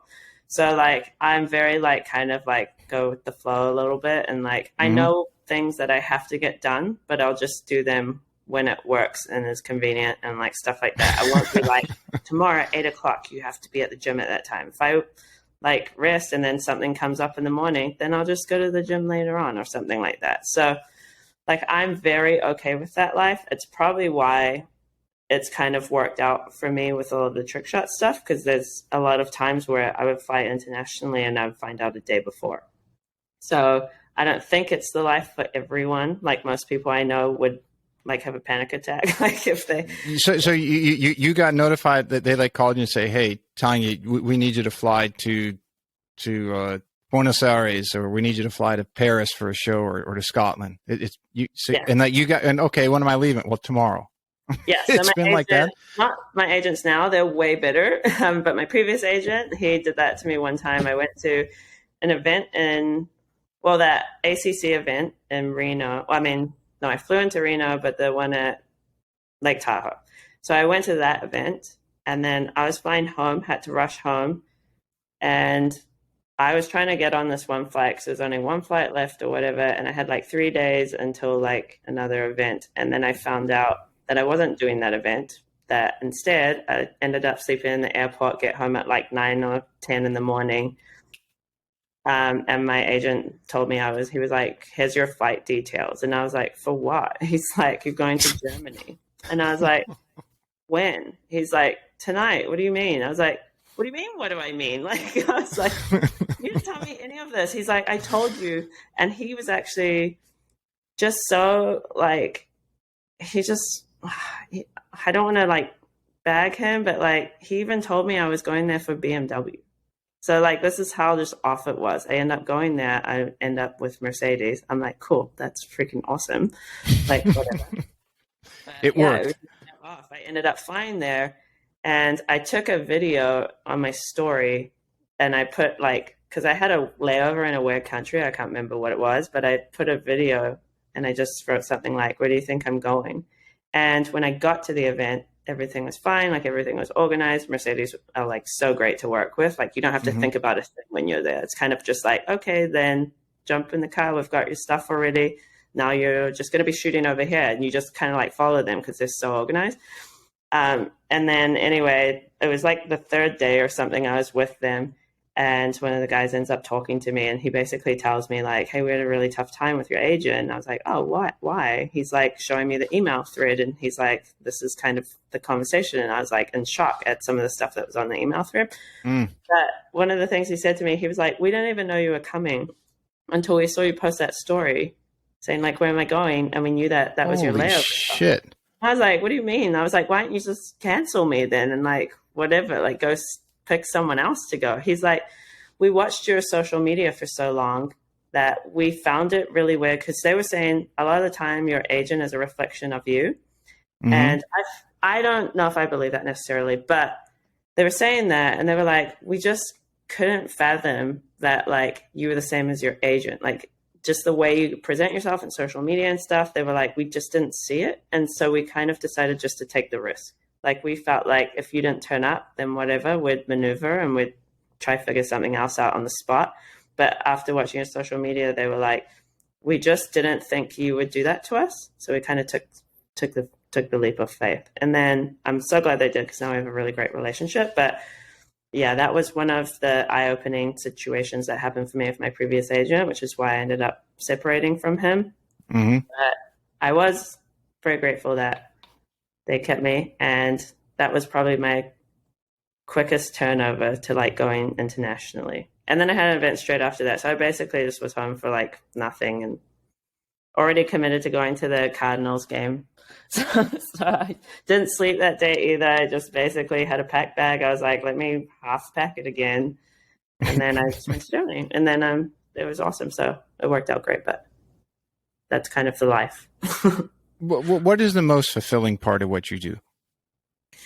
So I'd say for me personally, I really love the idea of people who didn't play golf and then they get into golf because then maybe they saw like a trick shot on like Sports Center or something, and they're like, oh, golf. Like I thought golf was just, stuffy, and I thought golf was just boys at country clubs and stuff like that. And then they'll see like a girl doing something in golf, and I feel like it piques their interest. So then they'll end up clicking on my profile, and maybe they'll see some of the golf stuff, and they'll be like, oh. And I say this because like this is some of the communication I've had with people, is a lot of the time they'll tell me like, oh, when I looked at your profile, I didn't realize you could dress like that at the golf course, for example. And they're like, I thought you had to wear like skirts past your knees and stuff like that. They're like, I didn't realize you can wear like a short skirt or like short shorts or something like that. Mm-hmm. Didn't know you could wear leggings. So that's something that like for them is appealing. Or they'll be like, oh, I didn't realize you could do trick shots. Like I didn't realize golf had like a cool side or something like that, because they don't play golf. So in their head, they think it's still boring, whatever. And then a lot of the time they'll also like venture off my page into other people's pages in the golf space. And then they'll eventually like think to themselves that they want to try. Like sometimes they'll go look at some stuff and maybe they'll see like, I don't know, I'm on a girls trip with friends and we're playing golf and it's fun. And like, we get to like, hang out together while we're playing a sport in a beautiful place, like having some drinks, whatever. And they're like, wait, this is golf? Like they don't really realize. So I think it's always nice to hear when I have a boyfriend of someone reach out and they'll be like, hey, I just want to thank you. Like my girlfriend didn't want to play golf, but now she's playing because she saw your stuff and she like loved it. She's obsessed. She watches your stuff all the time. But it's really good for me because I've been trying to get her into golf and she was never interested. And so like sometimes I get messages like that. Sometimes I'll get it from parents with kids and stuff. And I always think that's really fulfilling to me because when I started golf, it was still pretty stuffy a little bit. And one of the courses that I tried to join at the start, I got put off so bad I didn't join a club for like a year. So then I ended up at a club like a year later, and I'm still a member of that club now. And I like very like grateful for them and all they've supported me in. But I just got really put off by that experience. It was still like you still had to dress a certain way at the golf courses, like things like that. But I realized it was only certain golf courses. It wasn't all of golf. Most of golf is actually really relaxed and all that kind of stuff. But it took me, like that sort of stuff to realize, oh, like golf isn't quite what I thought it was. And there's actually like a really fun, cool, younger aspect to it as well. Mm-hmm.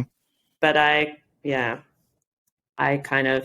was kind of my experience. And I feel like a lot of the times trick shots or like sometimes long drive or sometimes, just a golf, like YouTube or something, a podcast, like people are like, oh, That's interesting. I didn't know that. Now they're playing. So now a lot of like all my family plays golf. They didn't before. My best friend plays golf. He's obsessed. Like he's like the kind of person that like stays up in the middle of the night for a release, and he's like, yeah, okay. Like Working he's on his swing, waiting. looking in the mirror.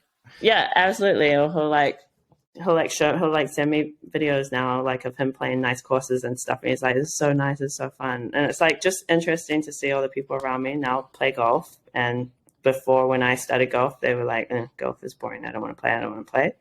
Now they like go and play by themselves. Like my brother just texted me yesterday, and he was like, "I'm playing golf tomorrow at 8." And I'm like, "Oh, that's really cool." And he's like, "Might bring Thomas out, my younger brother."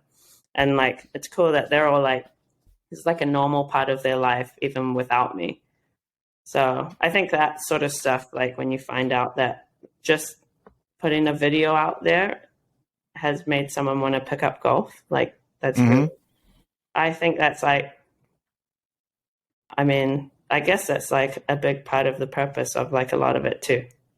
Yeah, the PGA, I've always said that the golf industry, that the two things they have going for them, or the things that they have going for them, and the thing is the same that they have going against them, and that it's good to have tradition, but if it goes too far and it becomes a sticking point, you're going to hurt people coming to your game, because you're, as you mentioned, and a lot of people do, like that you think you have to have the button up, and you think you have to wear the slacks or the skirts past your knee, and you can't wear athletic type clothes and things like that.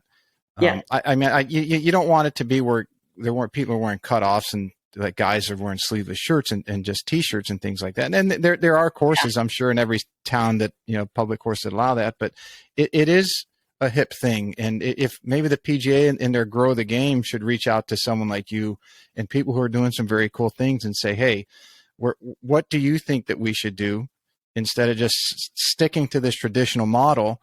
You've brought X amount of followers and viewers and people into the game. You obviously have a knack for that.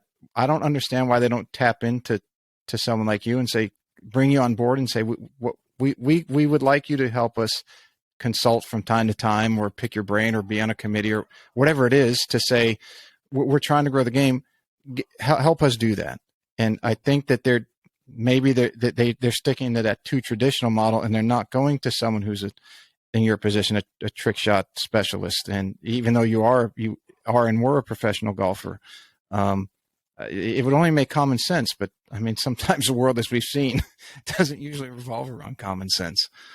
Yeah, no, I agree. I think there's definitely an opportunity to use me, but they don't really. I feel like the PGA Tour has used me, I think, once, and it was awesome. They were really good to me, but the LPGA really like hasn't. And there was a patch a couple of years ago where I was trying to like get in there, like, hey, let me do your Saturday clinics. Like, kids don't want to like go to a clinic and have class again. Like, they don't want to learn. That's what I mean. They're so detached from their distortion of reality is so skewed, and that, yeah, kids actually do want that. I mean, you wouldn't, shouldn't say it as harshly, but I mean, you wouldn't be in the position that you are with so many followers if people didn't want that.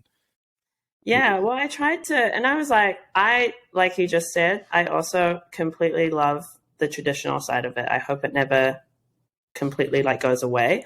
Mm-hmm. But like, I think you also do need to move with the times. And if you've like exhausted all of your avenues of trying to get people into the game, like, why would you not try something new? So I've tried to work with them, and I haven't really done it in the last couple of years because I got shut down quite a lot. But I tried to work with them in a way like, hey, let me do your Saturday clinics. And I'm not even going to take away from what you have planned. Just put me in for the last like half an hour, or add a half an hour. Right. Like, I was like, just do whatever you're doing. I'm not stepping on anyone's toes. Just put me in there, because I know that kids like don't want to like learn. Like, they've spent the last 5 days in school learning. Yeah, Like, they don't want to sit there listening to somebody tell them how to do something. They want to see something that's going to be like, oh, this is awesome. This is cool. I love Tanya. Look, I want to be like her. That's what the I think they're missing. The PGA of America, you said the PGA Tour did it, but the LPGA, I thought it was, I didn't like the idea when they came out, because the ladies tour, whether you agreed with it or not, if of what was happening, I thought was good for the growth and the draw to women's golf. And it wasn't that they were trying to be sexual with it. They were. It was just like the shorter shorts were coming into style, and the girls were wearing them, and then all of a sudden the tour comes out with the rule like, well, you have to wear a certain type of clothing. It's like, well, why? What they're doing is like, that when Michelle Wee was playing, and here you have this girl who's 6 foot tall and she's got long legs and she has shorts that don't go down to her knees. It's like, yeah, but that's a style. She's not trying to be a certain way. That's just what the younger generation wears. And if you're going to kill that, you're going to kill the next wave of kids coming up that say, that want to be like Michelle. Yeah. If she wore a pink hat, then the kids will wear a pink hat. And if people want to come, if kids want to come and see you hit trick shots, it's something that's cool.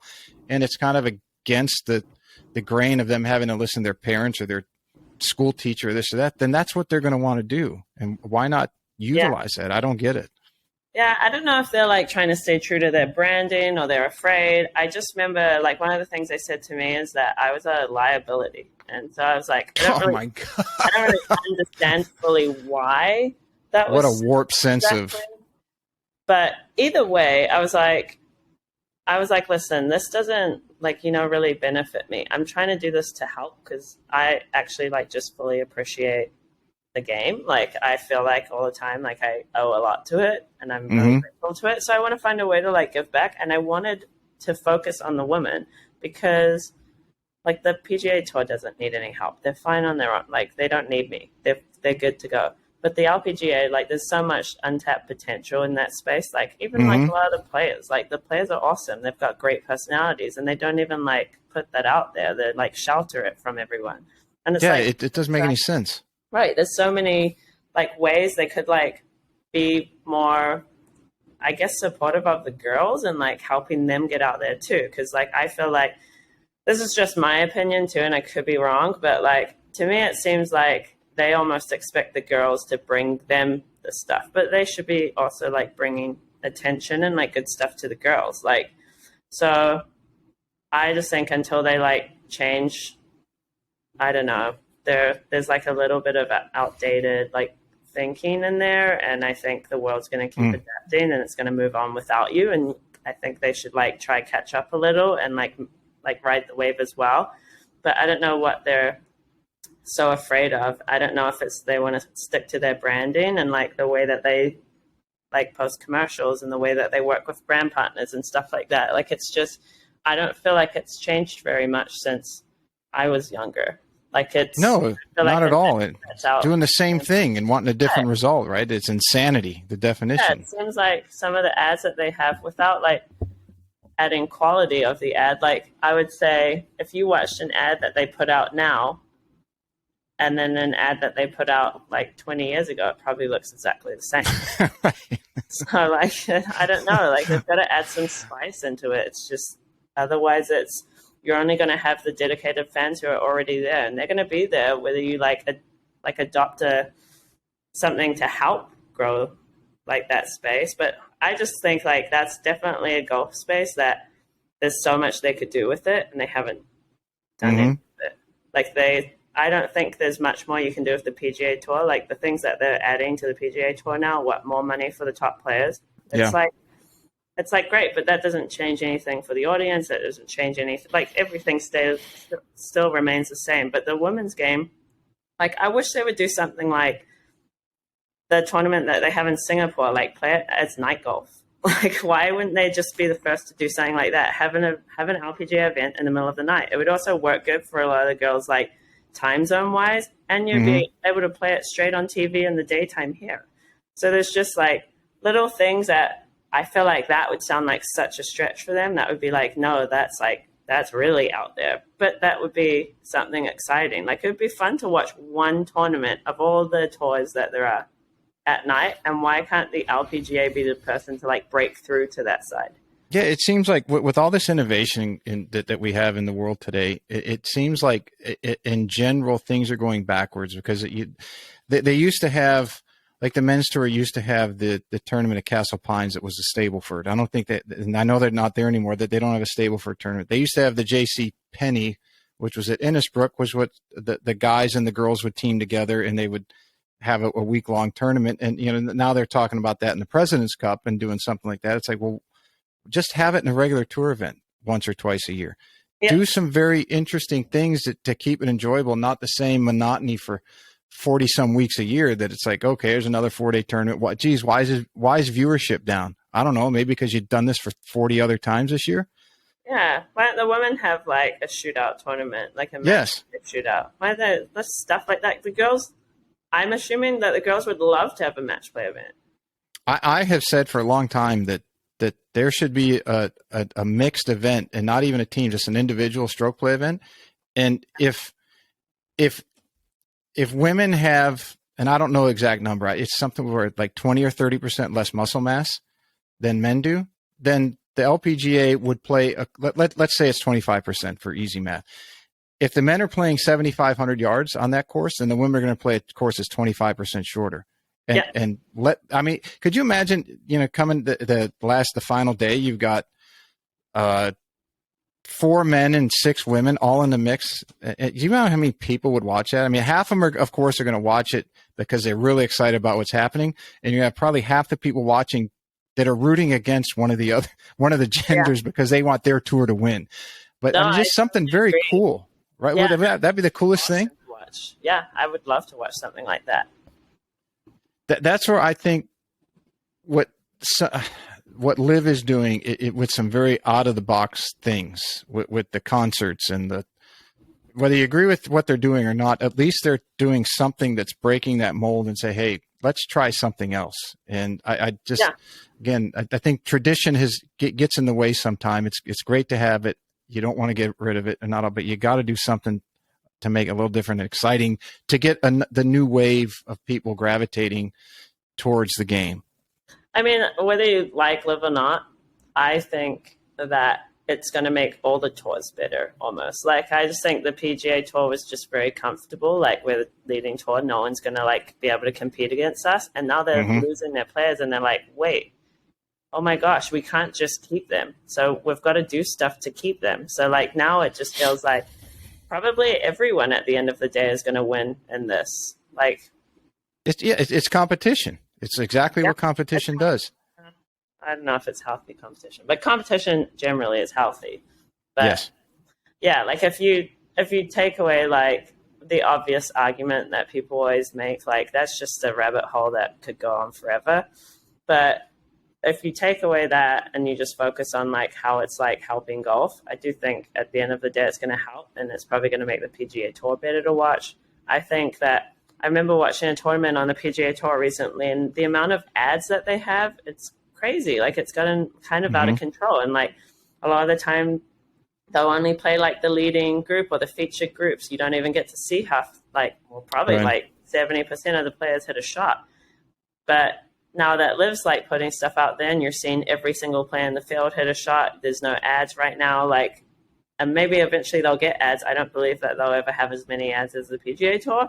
But like it kind of is like, wow, now you got to start like giving the viewers better coverage, like, because now you've got a tour that you get to see everyone. Like you have a person that you know that's playing in that tour, you're going to watch him play a shot. So like that's a nice feeling to have as a fan. Like you get to see more of everyone. You get to see good shots, bad shots. Like it's not so filtered like it is in the PGA. So I think like that stuff is going to help for fans as well. Like they've got to do something about that if they want to keep up, or whichever way. In this huge argument that's going on in the split in the golf world right now between the PGA Tour and Liv, the one thing that I don't hear, what you just hit the nail on the head, is each side is saying what they're doing for the players and for their tour, but there's nobody out there saying what they're doing for the fans. It's like the fans are sitting there divided and irritated and sad because some of their players are here and some here, and the players are bickering. It's like, hey, we're the ones that support you all, and we're the ones that are watching. What are you doing for us? Not that we need something we're going to watch, but you're making all these things different, so-called better. It's like, hey, we're here, and you're totally not pretending that we're not. So that there's been that's what I find surprising is with all the brain power that each of these sides has, whether you agree with them or not, that it's like not one mention of, hey, we're doing this. Here's what we're going to do to make the fan experience so much better. Yep, and like I went to the Napa tournament that they had recently, and the one that Max won, and like I just paid for tickets. I think they were like almost $50 a person. And I was kind of like, I'm totally like okay with paying that. But I was like, that's got to be a barrier too. Like, Mm-hmm. that's got to cut a lot of people out from like going to watch the event. Because even we were like, should we do that or should we do something else kind of thing. Yeah, Like, and if you have a family of four, you're $200 before your kids even eat. right. So I was kind of like, I didn't even, because I've obviously been lucky enough to like get into events for free, but like I just didn't realize how much people are paying to play, and that's like the most basic ticket that they had. So it was no. Yeah, it's a grounds. You get a grounds badge, and Yeah. Oh, and I paid for parking as well. So now it's like, let's say we've paid like $120 or 130, I think it was, but like that's like quite a lot of money to go mm-hmm. watch one round of golf. So I was kind of like, oh man, people are even paying this much as well. Like I feel like definitely the fans get neglected the most, and the only thing that I really see that keeps the fans coming back is just like the players. Like Max winning the way he won, like that's like something that gave the viewers like something to like be excited about as the players. And so outside of that, like what, I don't know. What are you watching for? I think that they should appoint us to the task force to make everything better for all the way around. I think we would do a hell of a better job than they're doing. Yeah, I did like going there and watching, but also like that field was a little bit weaker because half the players were at Live and then half the players were at mm-hmm. the event on the DP World Tour, I think. So like the field was a little bit different. I would say if you weren't like a fan of golf, like I was totally fine because I would like say Max is a friend, but so like I was kind of there kind of just to try and watch him. But Mm-hmm. if I wasn't a fan of golf and I was trying to go there, maybe, you know, like Tiger Woods, maybe, you know, Ricky Fowler, Jordan Spieth, somebody like that. Like those players weren't there that week. And so I don't know, it just kind of like, there was just like lots of things that I didn't realize having normally been at tournaments and like working them. And now I was a spectator and I was like, oh man, if I was like a non-golfer and I was like, I'm going to try go to the golf event that's in town this week, I probably would have walked around like, oh, is Tiger Woods playing? And everyone would be like, no. And it's like, oh, well then who do I watch kind of thing? Like, Mm-hmm. who do I don't know anyone else kind of thing. So I'm saying if like you're just not a golf fan and you want to, like they're trying to get non-golfers to come to the events and stuff too, that's how you might feel. So it's kind of weird, but Hey, I don't. I mean, I played for a long time, and I don't go to the. I'll go to the tour event here just for the social aspect, and I don't even go really watch. I'll go watch some. Well, I'm to an age now. Most of the guys I play with aren't playing the tour anymore. They're going to the Champions Tour, but there's a few people I'll go like Bryson Nimmer, who played at Clemson. He's played it a couple of times. I'll go see him. But I mean, I maybe because I'm still mad that my playing career ended and I didn't make it. It's like I'm not going to watch other guys play golf. I've played and I don't need to go watch somebody play golf. So I go for the social. But I know what you're saying because I look around over 30 years of going to that tournament and just and we're lucky in that we're always the week after the Masters. So it's always a decompression for a lot of the players and it's very relaxed and people have it's basically a party is what it is. It's not the party that Phoenix is, but it's still it's a decompression party. yeah. But I would, like you, I would be hard pressed to say, well, why would I go if I wasn't a golfer? Why would I go to and spend all this money, take my family, take my kids, take a day off work, or even the weekend, and you know what's the value in it for the family? Again, going back to the fan aspect. I mean, yeah, it was.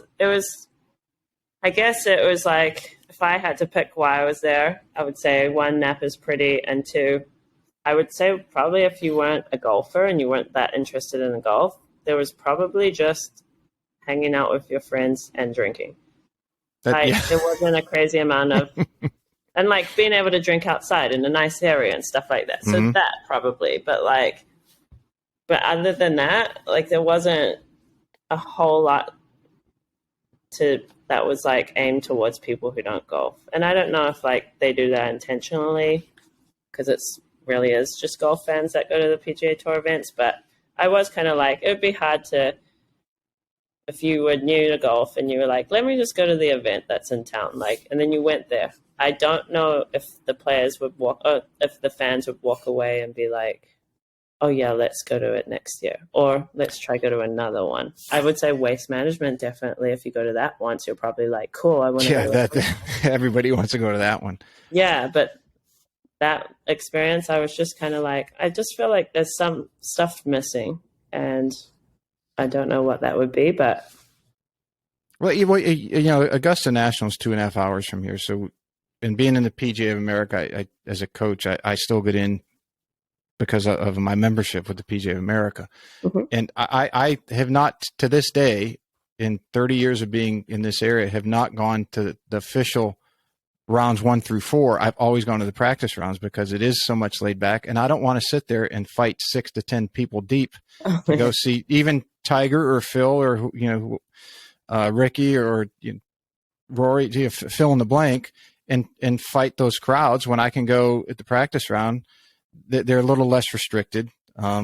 You know, if you had a few beers and you're not quite 100%, they're not going to throw you out right away. You can't be obnoxious, but you know, you can walk down the fairway and maybe say, "Hey, Rory, you know, blah blah blah blah blah," and he might, you know, have a short conversation with you as he's walking. But during the tournament, that's not happening.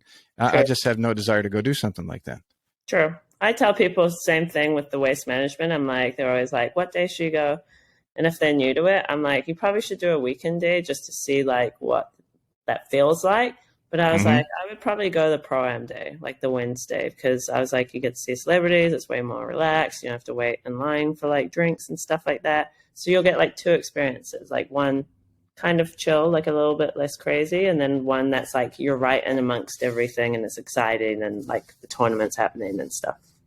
There was one time in the late 90s that we went when Nick Faldo was doing those Mizuno commercials. Like he'd tap on the camera and you know what the #1 iron on tour is and all that stuff. So we were probably a little overserved, and we caught him on the 14th fairway, and we were just kind of yelling out to him, repeating the lines from all of his Mizuno commercials. And finally, by the middle of 15 fairway, you know, he was trying to be very stoic and focus on what he and Fanny were doing. And by the time he got halfway down 15, he just bust out laughing. He couldn't hold it in anymore. So that was one of the fun things that I liked doing well, I was a lot younger then, but at a practice round, you can do that even at the Masters back then. Now, that was 20 some years ago, but to our point of what would a new person to golf like to have the experience of, maybe some interaction with the players, and that would be the time to go. Yeah, I totally think that they should just get people who aren't golfers and send them to an event for free, and then get feedback off them. And I'm sure they probably do all this kind of stuff, maybe, but yeah, I was more just thinking I also went with my girlfriend and she doesn't golf, and I was thinking looking at her are you having fun? Because for me it's fine, I can watch the golf all day, I'm totally happy at an event. But she's do you think we should go now? And have dinner? And I'm like, okay, you're tapped out for golf, huh? She's just yeah, I think we've done everything here. And I'm like, yeah, fair enough. We really have done everything. So I was like, oh man, for you, you probably, there's no way next year if I'm not there and she's in town, because that's where she's from, that she'll probably call her friends and be like, we should go to the PGA Tour event. That's not happening. She would just be like, I could definitely spend, $60 a person somewhere else. Yeah, I mean, and you take that idea where it's not attracting people to the game. It seems like the corporate booths and the corporate things are growing, and I understand that they have to do that to pay the purses that they do. But you take that, and if you look at the grassroots level with so many courses over the years going to carts for the revenue and the elimination of caddy programs, it's you're cutting off all of your feeder systems into the game. And then you want to go out there and say, well, we have a growth of the game problem. Well, no shit. You just severed all your feeders. What did you think was going to happen? Right. I definitely, and obviously I'm not talking from the business side of it, but if they just sacrifice some money somewhere and they put it into fan experience, I think that would be really helpful for them. And I would say the same for the LPGA too. Yes. What do you have? What's next for you? So you're recovering. You got the trick shot. You're very obviously solid in that field. What's next for Miss Tanya? We're kind of like negotiating a few things coming in November. I plan to like be out for September, October, so I canceled everything except one. And then November, very exciting. I get to go back to New Zealand and we're filming. Do you know the Charles Schwab, the Challengers? Mm-hmm. Yeah, so we're filming one of those, and it was really cool timing because I need to go home for some visa stuff. And I told them when they wanted to film, they picked out like a approximate date, and I was like, I might be in New Zealand by that time. And they were like, wait, let me see if like we can do it in New Zealand because that's where you're from. We want your story to be like really authentic. So they're like, maybe we could film there. You have family members there and stuff that we could like put into the show because we normally have a couple of people around the person. And so anyway, they managed to pull that off. Normally when people are like, yeah, let's try filming it in New Zealand, I'm like, yeah, it never goes past like budget. Like it just never happens. And when they came back and they were like, hey, we're actually going to come to New Zealand, I was like, this is amazing. So right now we're talking to like my home course that I have there, and like it's all getting kind of handled right now, but we'll be there next month filming that. And then it kind of depends after that which deals go through. Like, so I have a weekend or like a week where I have 3 events that we're like kind of going back and forth on. So, so I can't really confirm where the next event would be, but it will be definitely overseas. So is that challenge deal? Is that going to be televised on here in the U.S. or like on the Golf Channel or on one of the networks? I don't know what they put it on. I'll have to find out, but yeah, it'll be on TV over here. Yeah, well, when you do, let me know. And I don't have a huge following at all on social media, but you can push it out and as many people as we can get. This will probably be like, because I've done a lot of podcasts and a lot of interviews and stuff like that, but this will probably be the most like in-depth look at how like where my life started to like how it got to here. And I mean, like, I've talked about it to a lot of people, but it'll be cool because on this video, we're going to be like so my brother and sister's dad's house was like a really staple house in our entire family. Mm-hmm. So like some of it will be filmed there. And then some's going to be filmed at the first course I joined that I'm still a member at today, like, and where my golf kind of journey began. And then we'll have some people around that are pretty much going to put in like their 2 cents as to why, like, I don't know what they think about stuff. So like people that no one's ever interacted with on my social media or anything like that, I haven't really had them on it. Mm-hmm. So it'd be like, yeah, probably like the most authentic thing I've had done about me, which will be really cool. So kind of like the prequel to your social media celebrity. Yeah, kind of, yeah. That'd be pretty cool. I'm very excited to check that out once it comes out. Yeah, so I'm excited about that also because I get to go home.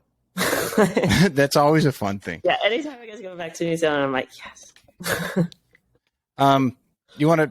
We've been talking about almost 2 hours. It's hard to imagine it blows by so fast. You got a few minutes for just an emergency 9 questions? Yeah. All right. First one and the last one kind of are the ones everybody gets, and then I fill in just random in between. So if you were, we just had the President's Cup. So what the ladies is the Solheim Cup. So if you made the Solheim Cup team and you had they're getting the crowd going, what is your walk-up song to the first hole? That's a hard one. I don't think I could even answer this right now. But strangely, I listen to a lot of hip hop and like house music, but I think it would be a rock song. Something like Mr. Jones vibe, but more like intentional or something. Well, aren't they? Isn't AC/DC the core of the group from New Zealand? AC/DC? Yes. What? The 2 brothers, one of the 2 guitarists, one of them just passed, I think, last year. Wait, they're from New Zealand? I think so. I'm not a big music buff. I like that band. I don't know a lot of the history. I think they're from New Zealand. Malcolm and is it Malcolm and Angus? I didn't know that. Shit, I can't remember. I would definitely probably say it would be a rock song, though. All right, cool. You had someone gave you $25,000 and a plane ticket in the world, anywhere you want to go. Where would it be? Right now, I would probably say Dubai. Haven't been there. Really want to go. Might happen. Might not.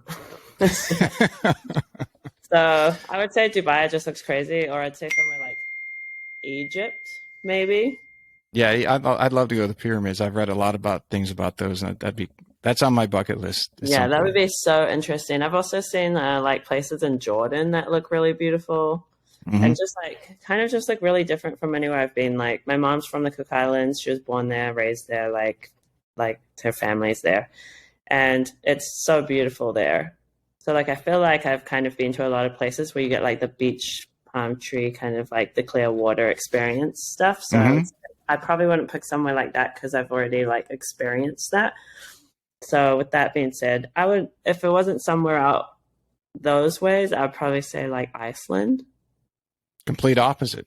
Yeah, just like one more cold. But no, I just think those two sceneries would be like different to like a lot of places that I've seen. I think New Zealand, you get quite a lot of different sceneries, but you don't get desert. All right. One from the you saw on the Twitter thing I posted on a question. What's a course that you haven't played that you really want to get onto? Oh, Cypress Point. Yeah, that's me as well. I played Pebble and I wanted to get Cypress and wasn't able to do it at the time. Yeah, I don't really know anything about how it works. I know it's like pretty hard to get on, but you have to know someone. But my course back home in New Zealand is an Alistair McKenzie course. And I think I just really appreciate his designs. Like I think he doesn't like lengthen a course or do something ridiculous to like make a course harder. His courses are just like perfectly like the one bunker on the hole is perfectly planted. Like it's like that hole where people are like, wow, I'm always in that bunker. Like, and it just irritates the hell out of you. Right. So he's like, he does courses like that, or he'll like have a dog leg at a perfect area where it's like you have to go for your drive. You can't like lay up, like, because otherwise then you're going to have a long shot in. And then I always think with his courses, like you can really tell if you're a good golfer when you play on an Alistair McKenzie course, because if you hit the fairway and you have your approach shot in, you still have to be on the right side of the fairway for you to have a shot in. And then once you're on the green, you have to be on the right part of the green. So like it kind of tests like every ability that you have. I agree. He's my favorite designer. Yeah, love that. I tell you, if I'm able to play there and we need a fourth, I'll definitely give you a call. Oh yeah, that's one course that. Well, apart from like an obvious Augusta or something, I actually almost feel like I know more people who can get on Augusta than Cypress Point. Not surprising. Yeah, because I think it's like the goal place, and that's like the target place that people try to get to, so they have their connections. But like people, I don't really hear a lot of people saying Cypress Point is like their goal place to play. I think Cypress likes it that way. Yeah, they like to be quiet and hidden and not out there in the mainstream. Yeah. Let's see. The best $1,000 or less that you spent on something, let's say in the last year or so.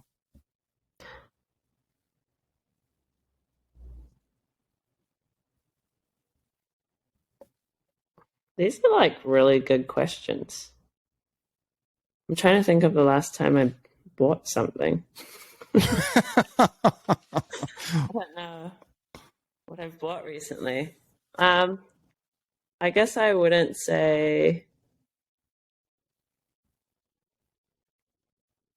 No, I don't want to be someone that's like, I don't know, but I feel like I need to think about this one too. Can we come back to that one? We can come back to it, sure. Okay. All right, if you walk into a casino, what's the first game you're going to play? Roulette. Damn, see, that was quick. Yeah, that I know. What tournament do you look forward to the most? To watch?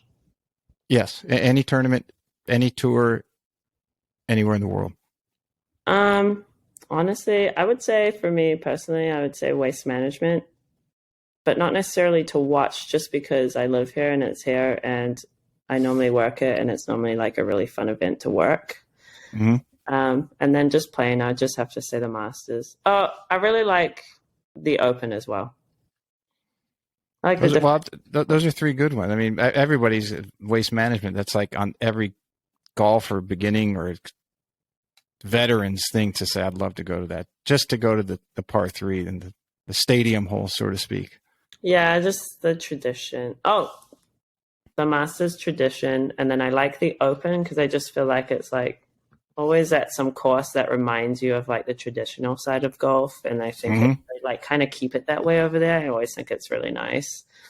And then the Masters is just like, I always just hope someone gets a hole in one. Let's see what else I got. If you could buy stock in any golfer over the next 5 years, who would it be? I would say Cameron Smith. Yeah, that'd be a pretty hot commodity right now to get. He, he's got to be Yeah. way up there. I just like the way he plays. I like no matter how good he does, he still stays humble. Like he doesn't seem like focused on his like it just seems like he plays because he loves to play. Like Mm-hmm. thing. And then I like the way his golf looks. It reminds me of like I would say coaches down under a lot of the time. Like they teach a similar swing and they're really about fundamentals. They're really about technical. And I think a lot of the players down there are kind of like that too. And it might be like a detriment to them because like they're so focused on their swing that they forget to like learn how to win. But his swing kind of reminds me, and the way he does stuff kind of reminds me a lot of down that way. Yeah, Colin Swatton. Do you know Colin? That worked with Jason Day. He was his caddy and his coach, and kind of, Oh, mentored him. He lives in the community right across the highway from me, and he's obviously from Australia. And he's going to come on. We're going to talk a lot about that and the development in Australian junior golf and all those cool things. So yeah. that'll be kind of cool. Well, and definitely Cameron he does his own thing, that's for sure, with the mustache and the mullet. Yeah, He's like definitely has his own drummer.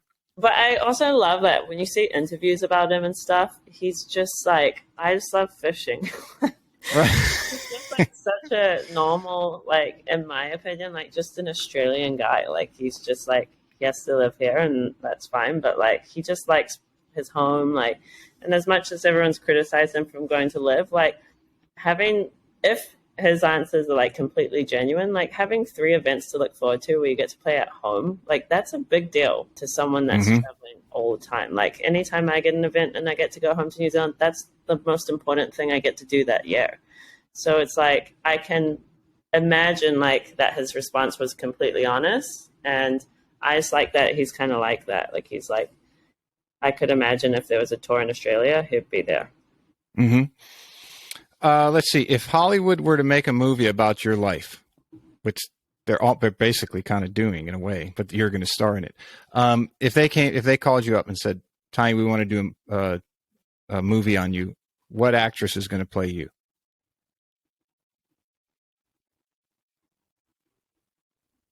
Hopefully, someone pretty. um, I would. So I would want to pick someone like a Gal Gadot or something because she kind of plays like cool roles like that. But I have a feeling people would all say, you know, that movie Stick It or something. It's like a gymnast girl, and she's like, I don't know, like a rebellious child or something, and but she's obsessed with gymnastics and she's really good at it, but she has an attitude problem. So that girl, she's like kind of like in the movie, she's like talented at like she's like kind of like a tomboy, like talented at being a tomboy. Mm-hmm. And so I would guess that people would say somebody like her. I forgot her name, but it's the girl in Stick It. Because she plays a tomboy character, and I'm pretty sure like my life is a little bit similar to her. Like lots of my friends are guys, and like I grew up doing all the boy stuff, and like she's Mm-hmm. kind of like that. But then she likes gymnastics, which is girly, and then I like golf, which is not necessarily like the street stuff. So yeah. probably her. All right. We'll go back. Did you be able to run around in your brain anything that you've really loved that you bought? Oh, $1,000 or less, like I don't know, an espresso machine. I don't anything. so this might be kind of random. I don't think it's the best thing I bought, but I look at it some days and I'm like, oh, it's probably good you bought that. So me and my agent were at an event earlier this year. It was actually at Augusta, and on one of the nights when it was over, we ended up going out and we drank a little bit too much, and there was an auction going on at the hotel, and we just like bet on it because we were being stupid and we were trying to outbid each other. Like, so every time one of us would walk past. So I think it only got to like $400 or something, and he was at like 410, and he was like telling me that he like beat me on it or whatever, but it's like a framed glass frame thingy, and it's like the development of a golf ball. So it has like, it's like got the original. Oh, like the gutta percha, and then all the different, and the feathery, the gutta percha. Yeah, those are cool. Out to like a balada ball, I think. So it just shows you like this was the ball in this year, and this is what they played with, and it's like got an example of the ball in it. And I thought that was really cool, but I'm probably going to give it to somebody who would appreciate it more. My brother and sister's dad, because he's a golf person. But yeah, it was probably the dumbest thing I bought, but I do think it's probably like the most random and most interesting thing I bought. And anyway, it turns out there wasn't just one of them. They actually had a whole bunch of them. So he messaged me being like, haha, I got this. I just got sent this, so I outbid you. I was like, wait, I just got sent that. And then we realized we got duped. So we were like, what?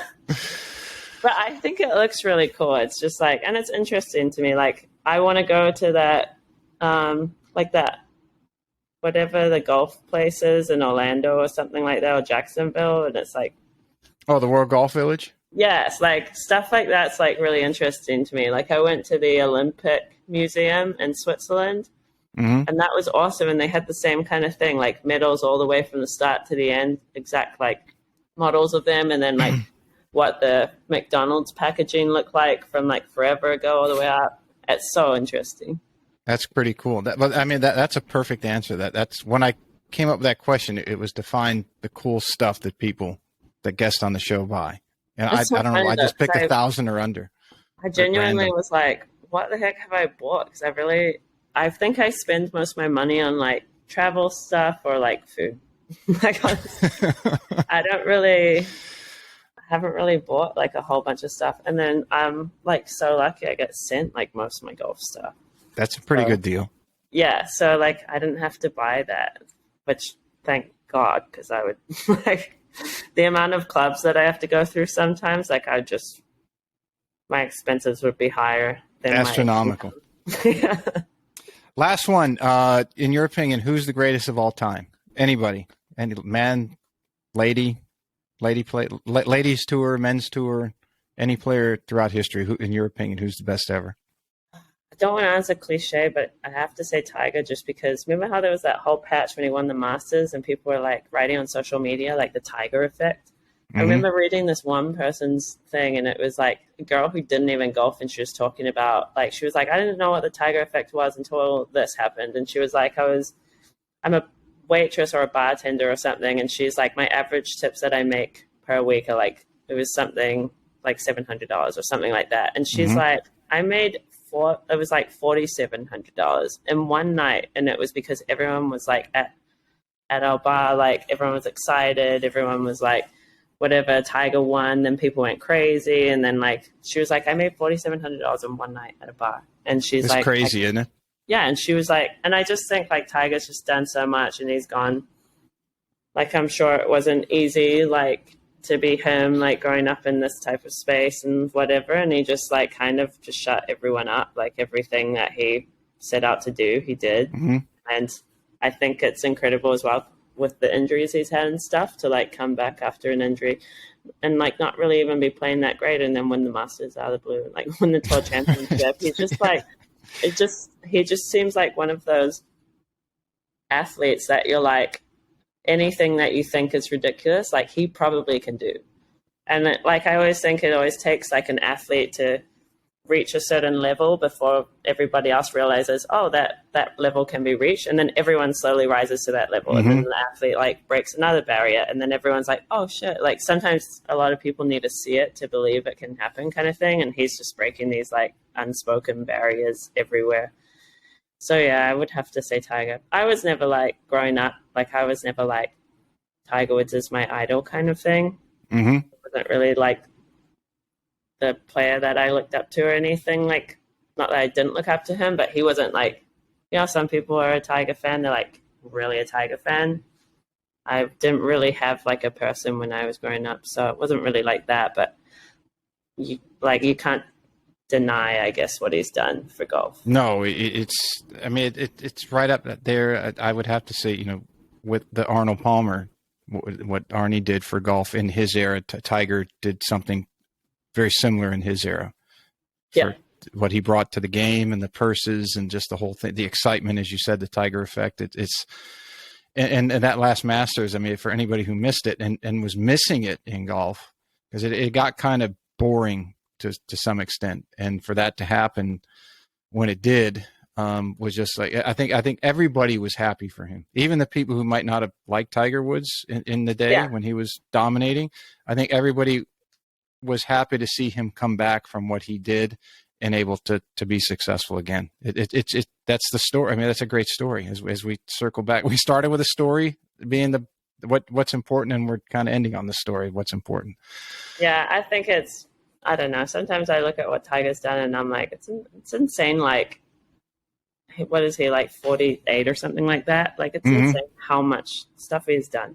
Like at 48, it's crazy. Like most people probably just go through their life and like maybe they've gone up the corporate ladder a little bit and like that's kind of like their life. Maybe they've had a couple of kids by now. He's like changed an entire industry if you think about it. He has. Himself. So yeah, it's pretty interesting. But I always think like if he were to come back and like play a tournament just for fun, like it would be hard not to put money on him, like just in case.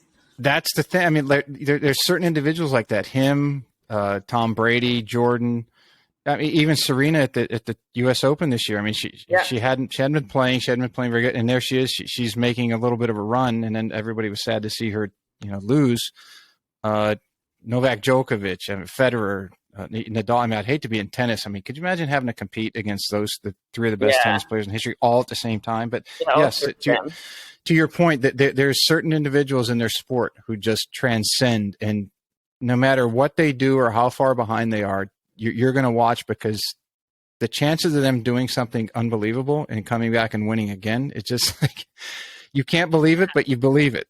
That's why it's so exciting as like a fan, because and if you're a fan of Tiger, especially, because you're like, who knows what he's going to do? He's probably going to do something, but like, I don't know what he's going to do, but something. Yeah, that's why you're watching, the excitement, the anticipation of he's going to do something that I've got to watch. Yeah, totally agree. Awesome. Tania, it's been great. I really enjoyed it. I'm sure everybody that's listening loved it. I hope that you get 1,000 more fans, a minimum, as we talked about 1,000 true ones from this. I'd like to say that you are. But thank you for coming on. It's been a blast. Thank you.